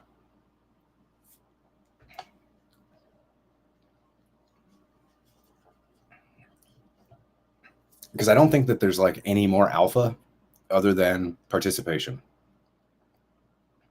Maybe some people require the ability to have confidence because they think they know something that other people don't, that would require for them to get in earlier, thinking that they have an advantage in that respect, which may be true. That might be true. But isn't that kind of truthful for everything, honestly? And you can still be wrong, unfortunately.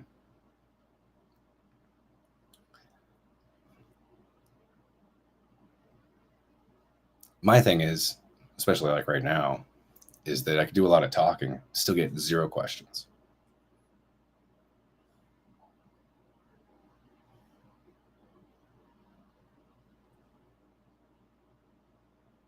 Everybody knows everything, or they don't know what to look for. They're just waiting for something to be said that they, jives with them, which maybe that's fine. That could be okay too.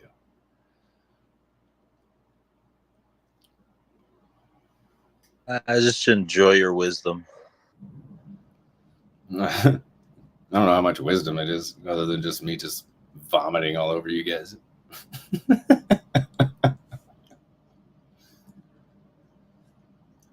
Because my wisdom, I guess, is really just like a reiteration of everything that we've already learned, right? A reappropriation of the same stuff we already know. A remembrance, an availability of hindsight, or availability of foresight. Don't forget, you have these things. Don't forget the share rate moves. Don't forget pulse chains coming, You forget times, man. Forget pulse chains coming. Yeah. I mean, even I had to change and learn during these processes of like, oh shit, like I thought that I had to go back and always be like security stance. Don't forget, don't listen to this, don't do that, don't blah, blah, blah. But then I had to go back to like the things that I assume everybody knows, like, and have to go back and reiterate that. Be like, well, why would you get involved with these things? Well, how about a copy of your asset that may be worth absolutely fucking nothing, but copy nonetheless. Right?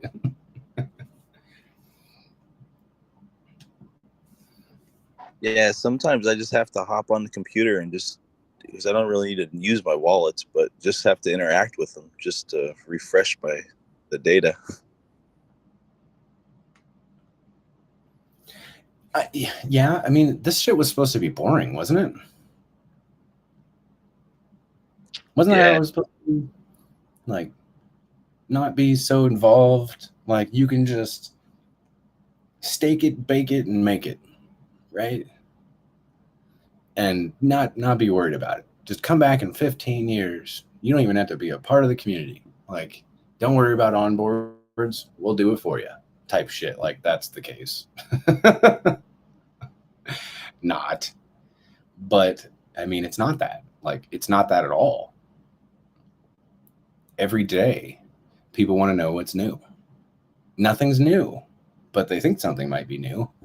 There might be something around the corner, because there was so long of a period that nothing was around the corner, and now all of a sudden, look at, when you peek your eye around the possibilities of what's around the corner, it's like being on the outskirts of Vegas in an alleyway, a dark alleyway, and you didn't realize that if you were to just peek your eye around the corner and what you saw was Fremont Street and all the activity and the buzz and the hustle and bustle of all the stuff that's going on down there. That's what we're looking towards. That type of excitement right? Whether you think it is or you think it's not, like there's still an excitement of that in the air. The electricity of energy is in the air, to an extent that big names come around that are like, fuck crypto, it's a joke. They meet Hexicans in Hexican community and they're like, wait a minute, I didn't even know this type of shit existed. This may be kind of cooler than I thought. This might be something that I might be interested in actually looking at. Celebrities, boxers, fighters, NFL players, like all sorts of people who have plenty of wealth and all sorts of risk to their assets that generally wouldn't play in these risky types of games are hindered by the community in their normal availability of assessing their risk to, maybe this isn't as risky as I thought it was. For some reason, it just gives you that, right? Like, I know that what I'm doing is with assets in which I didn't need, hopefully, but I'm going to bank on this. Like, it isn't really even at the asset so much anymore. It's the community. And that's kind of different, in my opinion. I think that's different. That's not really something that happens very often. Like, we may bicker and bitch amongst ourselves every once in an occasion, but I feel bad for the folks that come from the outside and try to attack the Hexicans as a whole. Because then you have, like, let's say you got like 5 Hexicans all arguing amongst each other, and it looks like they hate each other. And then you have the one guy on the outside from another community that comes over and says one bad thing about them. And all 5 of them Hexicans turn around in a unified way and just demolish that guy together. And they're like, no, you thought we weren't a community. You were wrong. Like, the reason why we argue and bitch and bicker like this is because we are family. We have to deal with each other for the next 15 fucking years, or 7.5 years, or whatever it is, or longer. And we know that because we know how this stuff works, right? We weren't at that point of, does the power button work? We were, and I think we're still at the point of, how does the power button work? Right? And we want to know how it all works. And it gives us that confidence to when somebody comes over and says, you guys don't know shit about nothing. And we go, well, what do you fucking know? Why don't we start there? Let's find out what you know and find out how much nothing that you know. And we'll go ahead and make this decision on what we think that we know. Right? And we can almost guarantee that we know way more than you, which may be wrong. Who knows? We'll find out. But that's what we're banking on. That's why we made that choice. Like I said, you have one choice to make. Invest or don't. It's pretty simple. I wish it was something that I can just bold flat out say to a lot of people, like in the chat, but I can't. I can't just do that. I have to reason with them, understand, try to, appoint my opinion somewhere else, and just stick to the facts, and then just let them have what they need, and then they will just inadvertently do what I would have said anyway, made their choice, right?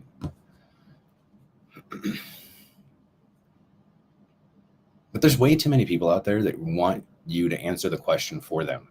They don't want to make the choice. They want you to take the risk. They want you to tell them what to do and make the choices for them and be right, because it's their money and it's their life, right? Like you should take that into consideration before answering their question, or just don't answer their questions at all.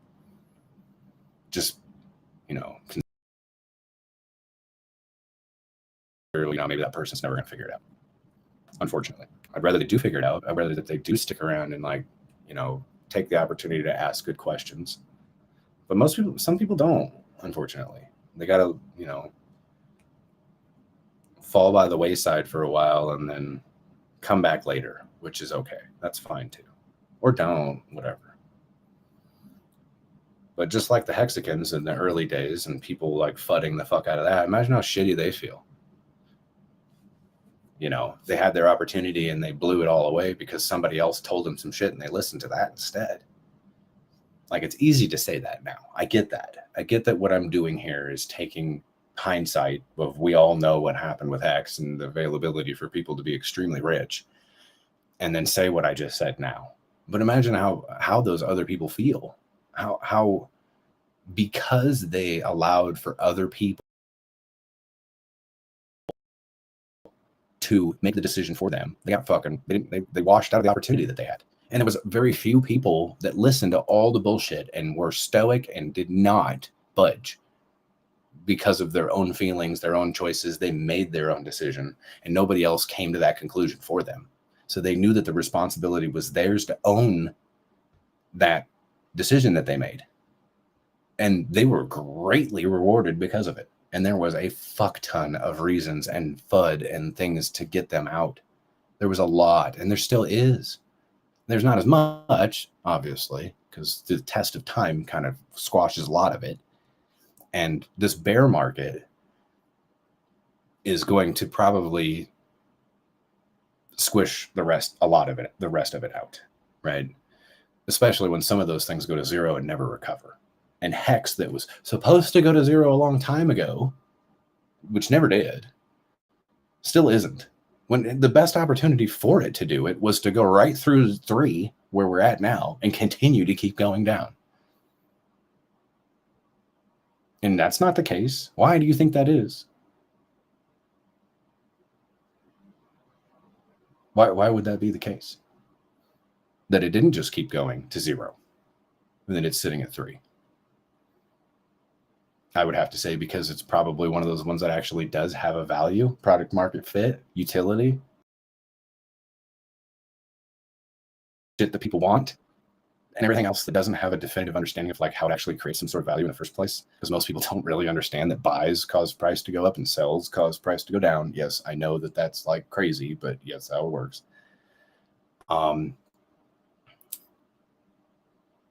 They're gonna, I don't know.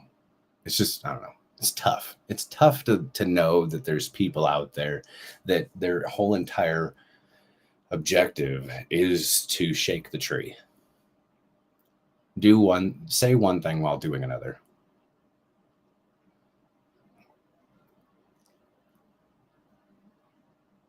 Now some of those people are Hexicans now. They shook the tree so hard that they ended up actually becoming one of the people in the fold, right? They shook the wrong damn tree. Because we as apples came out of the tree and hit them on the head so many times. I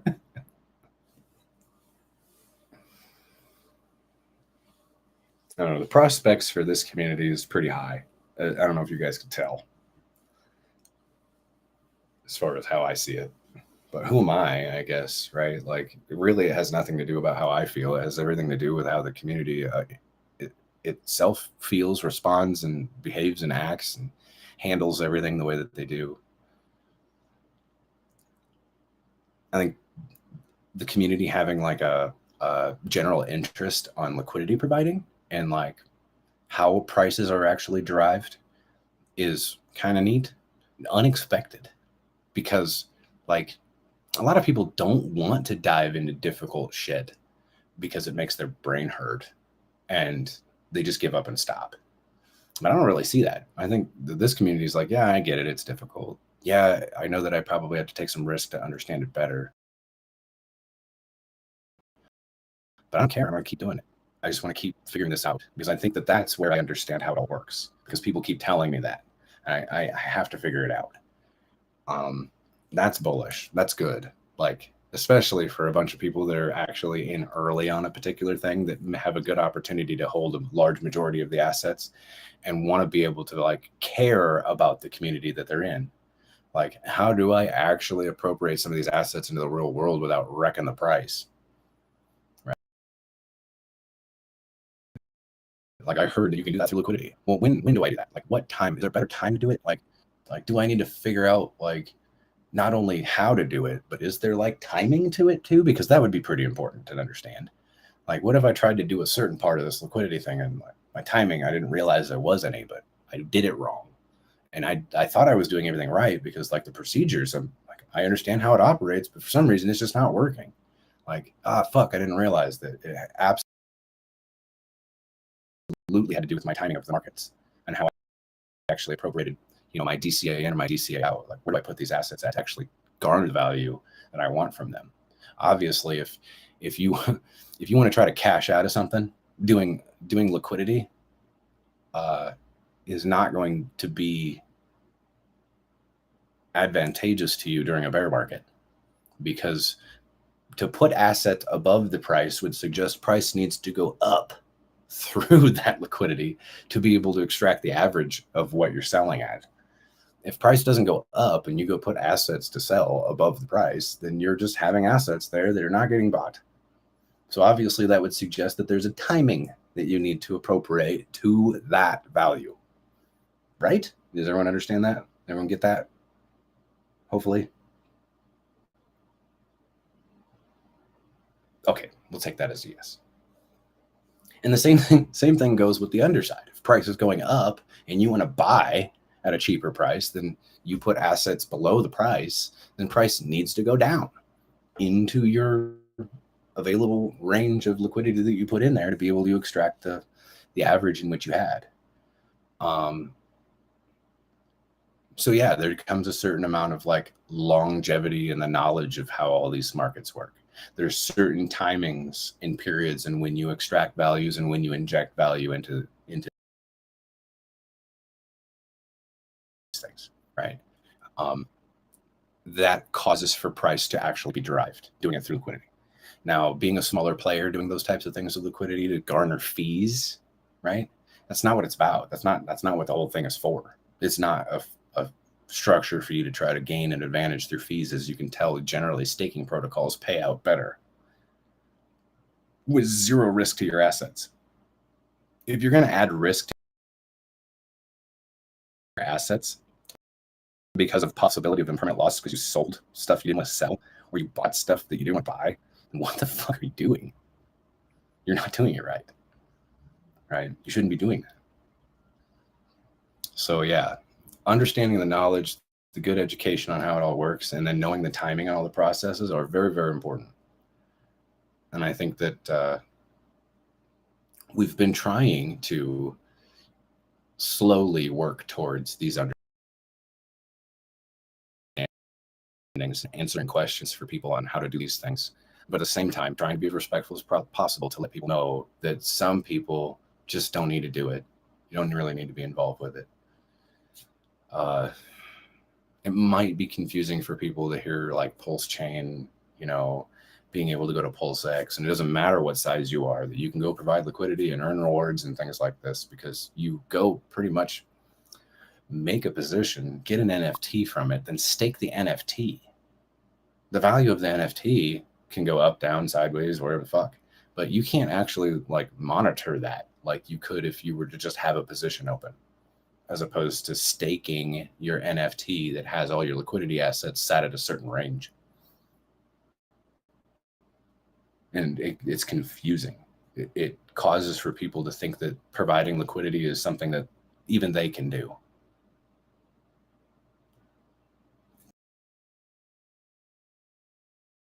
Version 2, where it's all pretty much equalized through, everyone has to pretty much, whatever the price was at the time when you got in, equal assets amongst all of that, might be more fair balanced, I would have to say. So maybe it does make a little bit of sense. But trying to garner fees from liquidity providing, like I said, generally, unless you're a big player, it's not going to be advantageous to you. You're actually appropriating more risk to your assets than you ever really want, than you need to. And if you have a staking protocol that'll give you yield, it's probably more beneficial. And I think statistically, this is true, that the staking protocols actually pay out better than using the liquidity pools. And if you could utilize the staking protocols to put you in a situation where now you are a bigger player, then utilizing those liquidity pools and being able to get in and out on positions by utilizing averages is genius level playing, for sure. But you have to have your timing right. You have to know what you're doing. I mean, there's no way that through the micro movements of price that you're going to be so good that you're going to know what ranges to play through the small movements. It's way easier to understand through the macro movements of the sentiment of bear market and bull market, that you have a generalized understanding of what you have the availability to do there, right? Generally, you have a less time, less opportunity to purchase these discounted rates than you ever do at the higher prices. Because generally the bull market lasts a hell of a lot longer than the bear market does, meaning that you have like less of an opportunity to get the discounts than you actually do to actually make gains.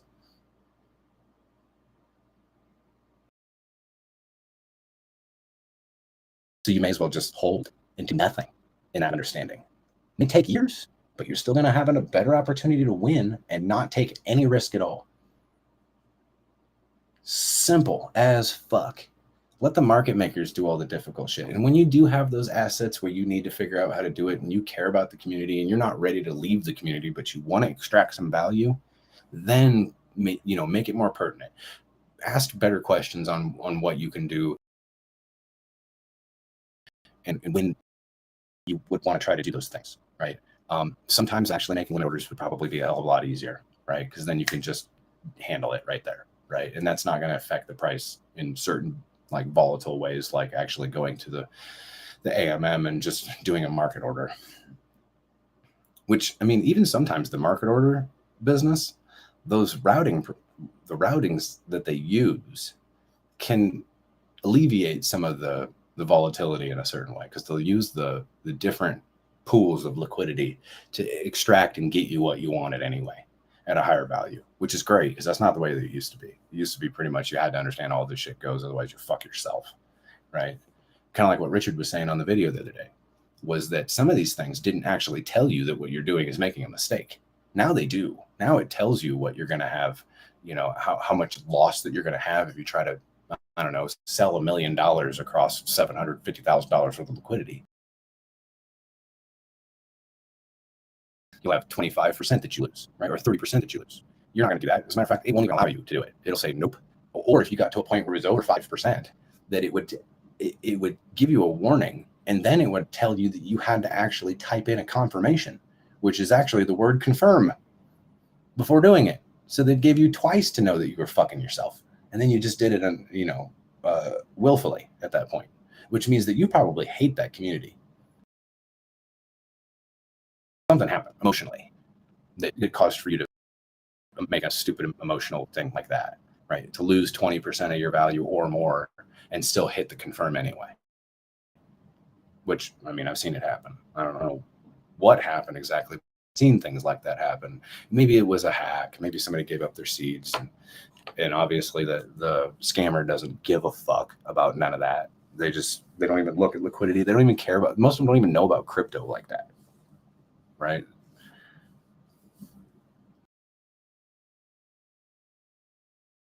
They just want to move it into Binance and make it disappear.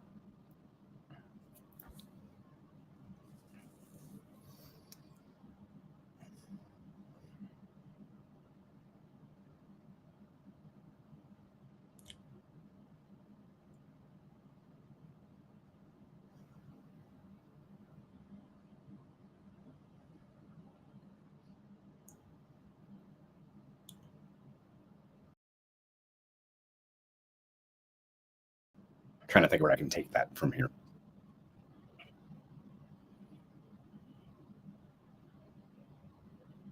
Yeah, I feel like liquidity providing is like you learn so much from it. It teaches you like how money flows, how to balance things. It's like so much stuff you could use in other parts of your life too. I mean, oh, that's kind of weird to say talking about liquidity like that. Like appropriating the stance on how you would handle your own responsible means of finances to the real world. Yeah, yeah. Just like because there's always going to be new markets. So I mean, like learning liquidity and how money moves is really important. There's always going to be new markets and new things in the world. Yeah, for sure. Yeah, I mean, to know how healthy whatever you're getting invested in, liquidity is going to be a direct result of whether you're going to be able to extract value or not, right? Like, some liquidity would suggest that you have more availability to get in, but never have an availability to get back out. Like, that's always like baffled me, that I've like seen, like, I've had people come up to me like, hey, take a look at this. What do you think? Like I've already bought in. So I just wanted you to take a look at it because I didn't want you to lose the advantage of this new thing that's happening. And of course, I'm like, just like, where are you guys buying this shit at? Like, let me go look at some stuff here. And then I'd come back, and I hate to say it, but almost every time I'm like, okay, so I see these problems. And then they're like, no. I'm like, yeah. Like, oh, I shouldn't have done that. Be like, I can't tell you whether you should or shouldn't have. Because all I mean, because all that shit can change, right? Like, today, liquidity could suggest that you got scammed, and then tomorrow, all of a sudden, a big player can come in, and you got all the liquidity in the world, and if you made $1 million, you'd be able to extract it. Like, I could be right today and wrong tomorrow, but I would rather be right today and not wait for tomorrow to happen, right? So, and then they're like, oh, I tried to pull out and I can't. Like, duh.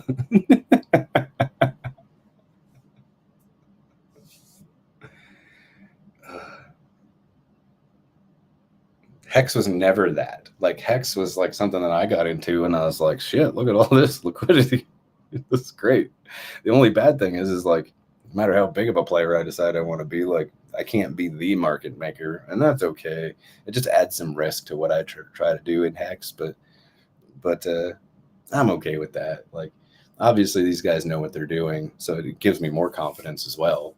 So, I mean, that's nice to have going into a community and being like, well, at least I don't, like, tomorrow is already here. Like, for those that are like, yeah, today you're wrong, but tomorrow, everything can change. Like, we're already in tomorrow in Hex, and everything's already changed, right? Like, and I think that even Richard, like, tries to make you aware of that without telling you that, because he'll like screenshot something like,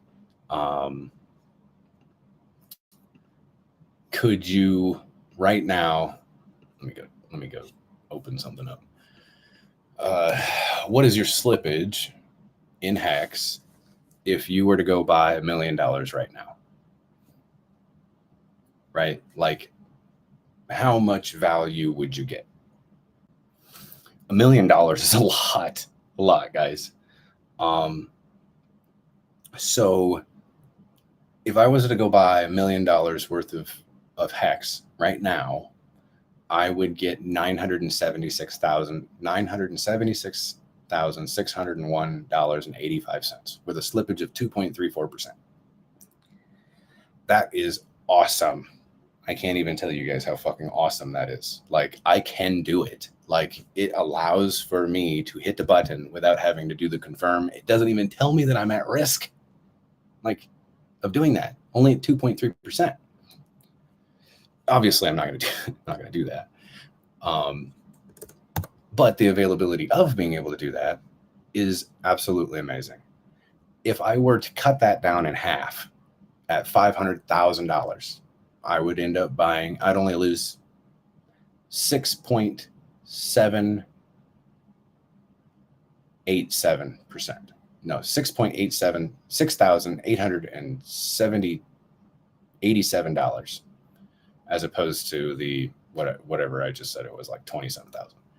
Off of $500,000, I ended up with $493,213. Only 1.36% slippage. There are not very many assets that you'd be able to do that with. So, like I said, we're in tomorrow already. Like, the availability of what's there, and this is just right now, based off of what the price currently is and the assets that are currently being provided by the liquidity providers at this current price that we're at now. If I was to go buy $1 million worth of Hex or $500,000 worth of Hex, it would affect the price by 1%. Nothing. That's how thick the liquidity is. It's about 7 million, something like that. These are all things that you should take into consideration, especially if, being a smaller guy and you want to be rich eventually, right? Like, you're going to probably want to pay attention to this. On Uniswap, it would even allow for me to make a $2 million purchase. It's only 4.3% slippage. That's pretty good. 4 million, we're getting a little sketchy there. Let's not do that. That's ridiculous, because that's 11%.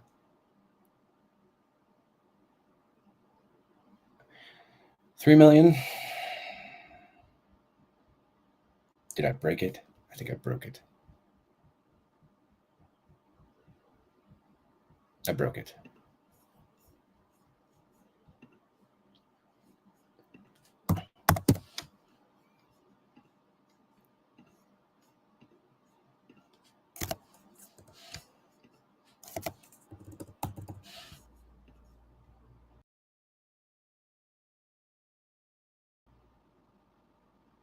Yeah, can't do 3 million.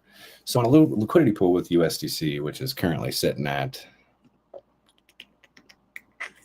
$7.7 million of liquidity at the current price right now, you'd be able to utilize somewhere around half of that and still be pretty good on your slippage stance.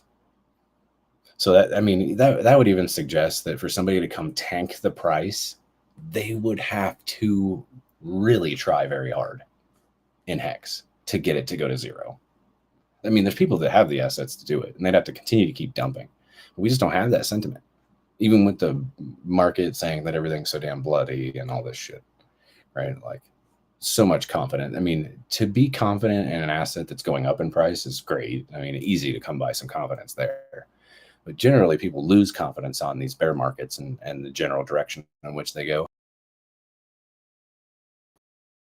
But when you see things like this 3-cent sideways movement and the availability that Uniswap will even allow you to make a purchase of $2.5 million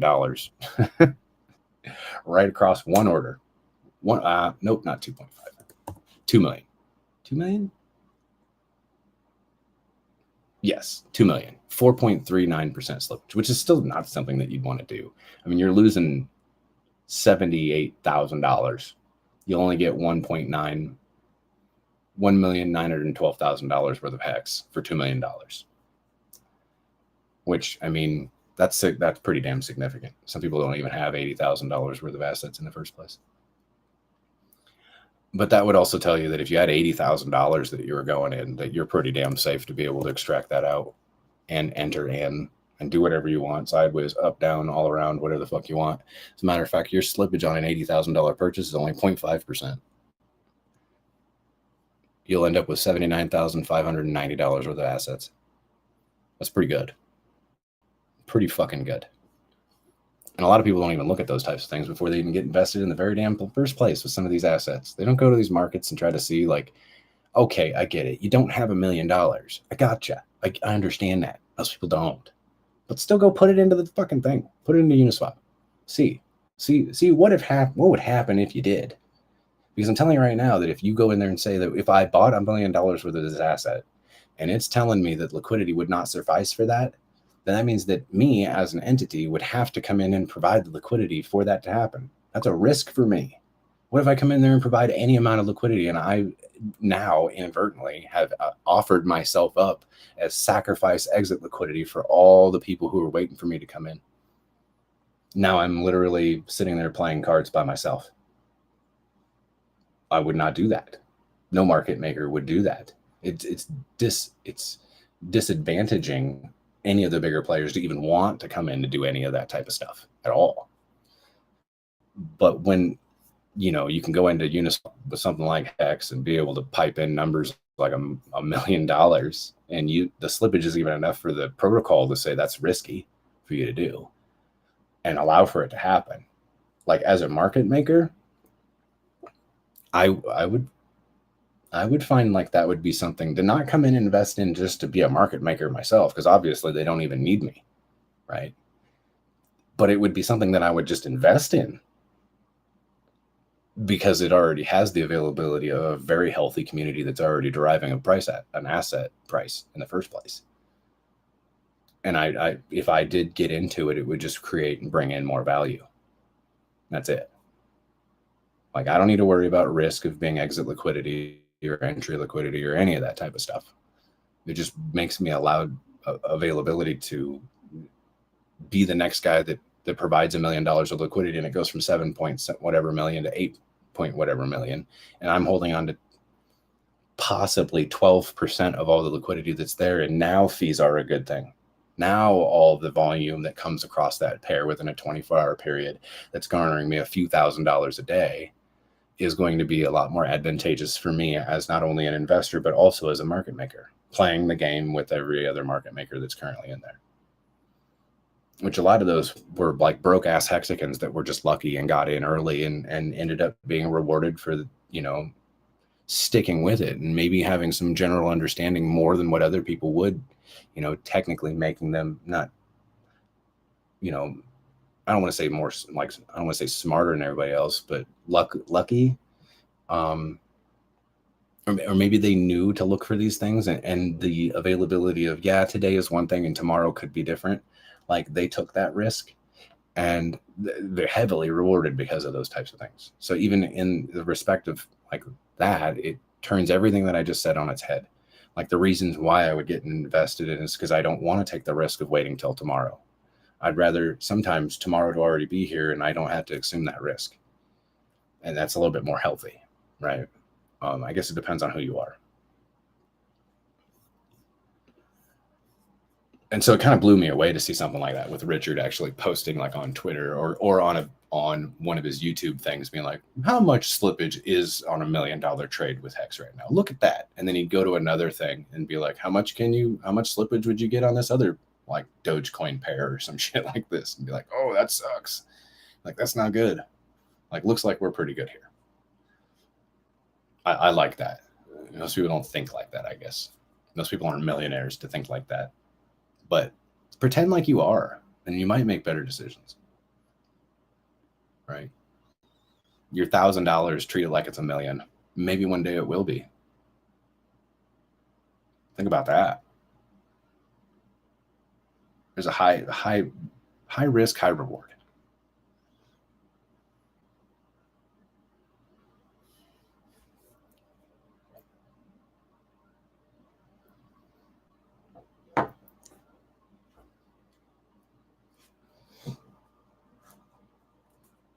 I mean, and there's some people that are smaller players that find like a little niche in being able to provide liquidity and do those types of things, and they do well. They do. It's amazing to me that they're able to do it sometimes. But I mean, 90% of the time, you know, your risk is appropriate because you get, you know,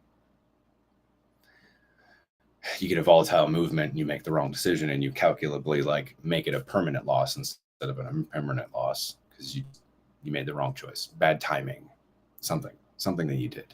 The lesson that you will definitely learn. I think there's only so much education that can actually happen to like tell people what to look for and what to do and timing and like teach them how it all works, like I said.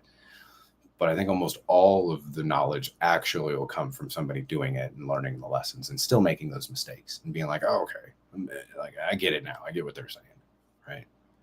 And then we can have even like more in-depth conversations on how it all works, and then like maybe like me or somebody else that's talking about these things, like will probably be saying the exact same thing that they said last time, but it'll mean so much more to you after diving in and learning some stuff, right?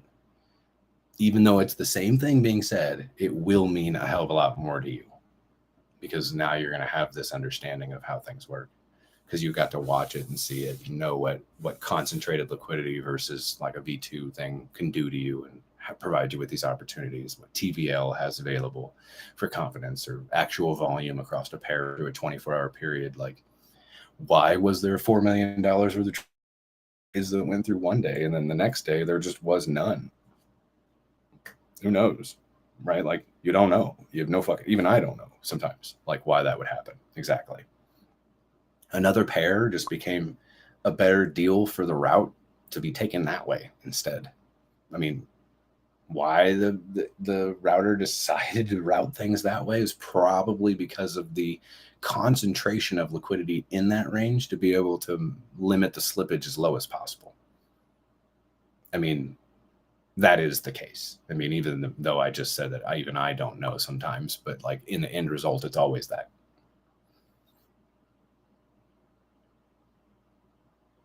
And it's all available public information. It's not like something that like you have to go make your own proprietary thing to have appropriate data for you to see. Like it's all on Uniswap. It's all on Uniswap for you to see in their charts to see exactly how much value is in per tick. You could actually go into the screen where you provide liquidity and see like between this range and that range where the prices are, and then be able to see where the prices are, right? Like where does the slippage start to increase because volatility increases because there's just no more liquidity in that price range. Like when you go look at that screen, that's like, well, where do you want to put your liquidity at? And you move the little bars around from where the price is at, however many percentages over from wherever it's at, and it tells you what the ratio is for the assets within that price range of the left side or the right side. You can pretty much tell where the price is at that point, especially when you're just looking at it, right? So that's how some of those guys are able to go take some of those graphs and be like, well, range of this particular set of assets is between this price and this price. And then this other chunk is between this price and this price. And then when you go look at it, you're like, I don't even see how they were able to figure that out. Well, they just went a little step further and they went into the front end further that actually told you the information. So unless you actually provided liquidity, you wouldn't even know that the next page is going to tell you this more shit, right? Because most people just think that they can go look at stuff, and they just don't. I don't know. They tried, but they just fell short, right? There's other sites that you can go look at. I think I've been telling people about revert.finance. REVERT.finance, where it'll track like all sorts of information that you have for your own liquidity positions, or for, I don't know, if you want to look at somebody's stuff, then you can, and see like how many positions that they've ever entered in that wallet and exited, how much profit that they had. Like if you wanted like a stance point of like this type of this wallet's personality on whether they're risky or not, then you can maybe make a better profile on what they do, what timing that they utilize, maybe learn some of the stuff from them. I mean, because the revert.finance, I mean, it tells you everything, how much their ROI was, when they actually went in at the current prices, like how many assets were there, invested assets that are there, how much they ever withdrew from that particular pairing that they had, the differentials between them, what the divergent loss was, even including the fees, the unclaimed amounts, the claimed amounts, the claimed fees, the unclaimed fees, the average daily fees, the total fees in USDC, the gas costs that you originally had, prices in which you currently set, the APR that you got excluding the gas, the APR that you're currently getting including gas, your pool's P&L availabilities. It also shows you like actual graphs of where the prices are and where the actual liquidity is sitting, and where yours is at too, at the minimum and maximum level, so you know when you're about to go out of range. Like it gives you like way more information than you would ever actually need, but it's really neat to look at and to have and available, just so that you can feel comfy, I guess. Like not having those types of things means that you're probably going to be doing a lot of math and a lot of figuring on your own. But a cool thing is like dex.guru, where you can see people, you can actually see liquidity providers of all pairs and all assets entering and leaving the pool. So, I mean, if there's anybody that's interesting, because you see somebody just came in with like $500,000 worth of liquidity, then you can just click on their address, put it in revert.finance, and then just kind of see where exactly they put all their assets. Uniswap doesn't do that. They don't single out any specific person and say this is where they put their shit. But revert.finance, if you use it as a tool correctly, then you could find exactly where everybody's putting their shit as an individual, not as a whole, but as an individual account.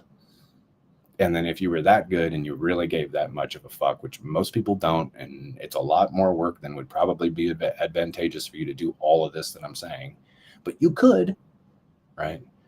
And some people like that nerdy as fuck, right? Like me, that do just like to have the availability of looking at those things, which is kind of neat.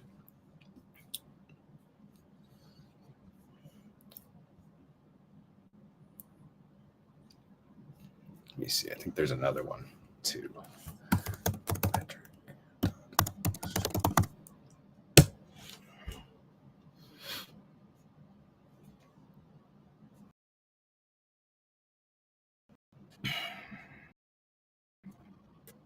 There's another site for limit orders. It's really good to have because limit orders kind of sit on the outskirts of the liquidity, but you know that they get triggered at a certain price, so you can kind of use that to your advantage.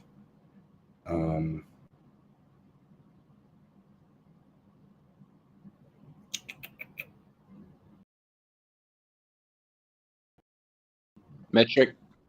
Yeah, metric dot exchange, I believe, is what it is, but I just typed it in and it's not secure. So I don't know if they got reappropriated, if they shut down. I don't know. Let me check this. I don't want to give you this, guys. Don't go to that yet. Let me take a look at it. Let me take the risk. In case something just changed.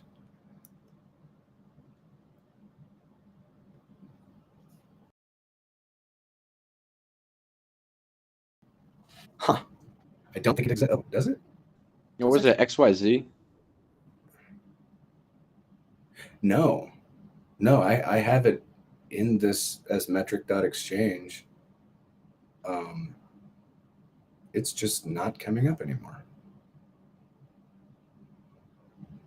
Or at least it's now coming up as a stainless steel metal tubing freight shipping calculator.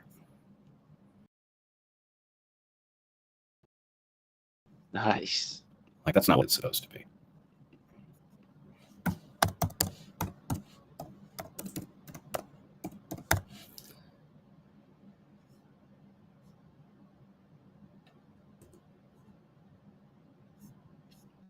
Weird.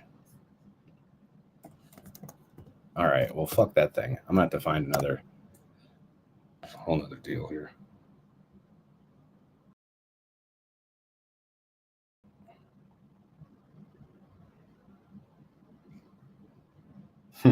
On my preview of the site, it shows me the correct site, but then when I click on it, it comes up with this whole other thing. All right, we'll forget that. Don't deal with that, guys. I'm sorry.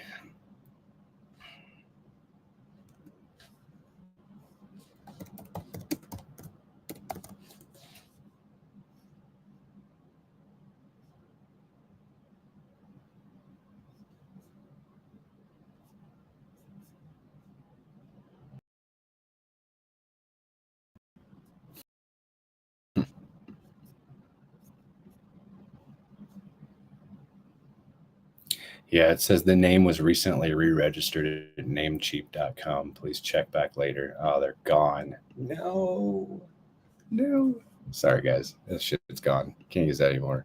I have no idea where to find the limit order stuff for that, but maybe when I'll go ask some guys some questions and see where they move to. I'll just do that later, and then maybe I can give you guys better stuff. But yeah, it's definitely nice to be able to see where all the limit orders are set at. So like I said, you know where the triggered like resistance levels are at. Like, especially if someone has a sell order at a certain price, then that sell order is going to activate at that price, therefore red candle, right? So you could use that to your advantage on providing liquidity and being like, well, at least you already know ahead of time that volume is going to go across your pair. So you could utilize all those volumes on, the upsides and the downsides. If price goes between where the liquidity ranges are at, then you can see like kind of where your fee ranges are going to appropriate value from. As long as you can as long as the price goes in those ranges, then you'll actually have something there to work with. But fuck, that doesn't exist anymore. So I guess I'll have to find out where it now exists. Sorry, guys.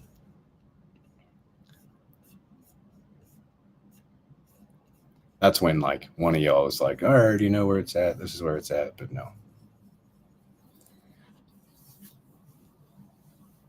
Most people don't really know about all that stuff. But then again, like most people, like, I mean, I can't say most people. A lot. I haven't gotten a lot of questions about liquidity and all these things until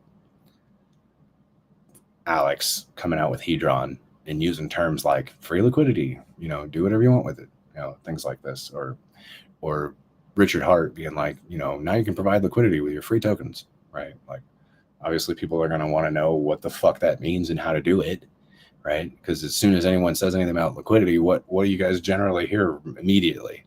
Oh shit, that's a risk. You guys better learn about impermanent loss, right? And everyone's like, oh my God, impermanent loss. Oh fuck, it sounds so terrible, all these things. And it's like, no, man, the thing that's terrible is permanent loss. When you make the decision to do it to yourself and you fuck it up, that's what's the dangerous part. Not the impermanent part of the loss. That's just a factor of how it happens, right? And knowing how it happens is important, right? The permanent loss is the direct correlation that you fucked, right? So that's not good. I got to remember that this is going to be. I know that he's in testnet, the testing of the YouTube thing, but hell, I might get censored completely with my mouth. Can't be sending out YouTube videos with the guy that's cursing left and right.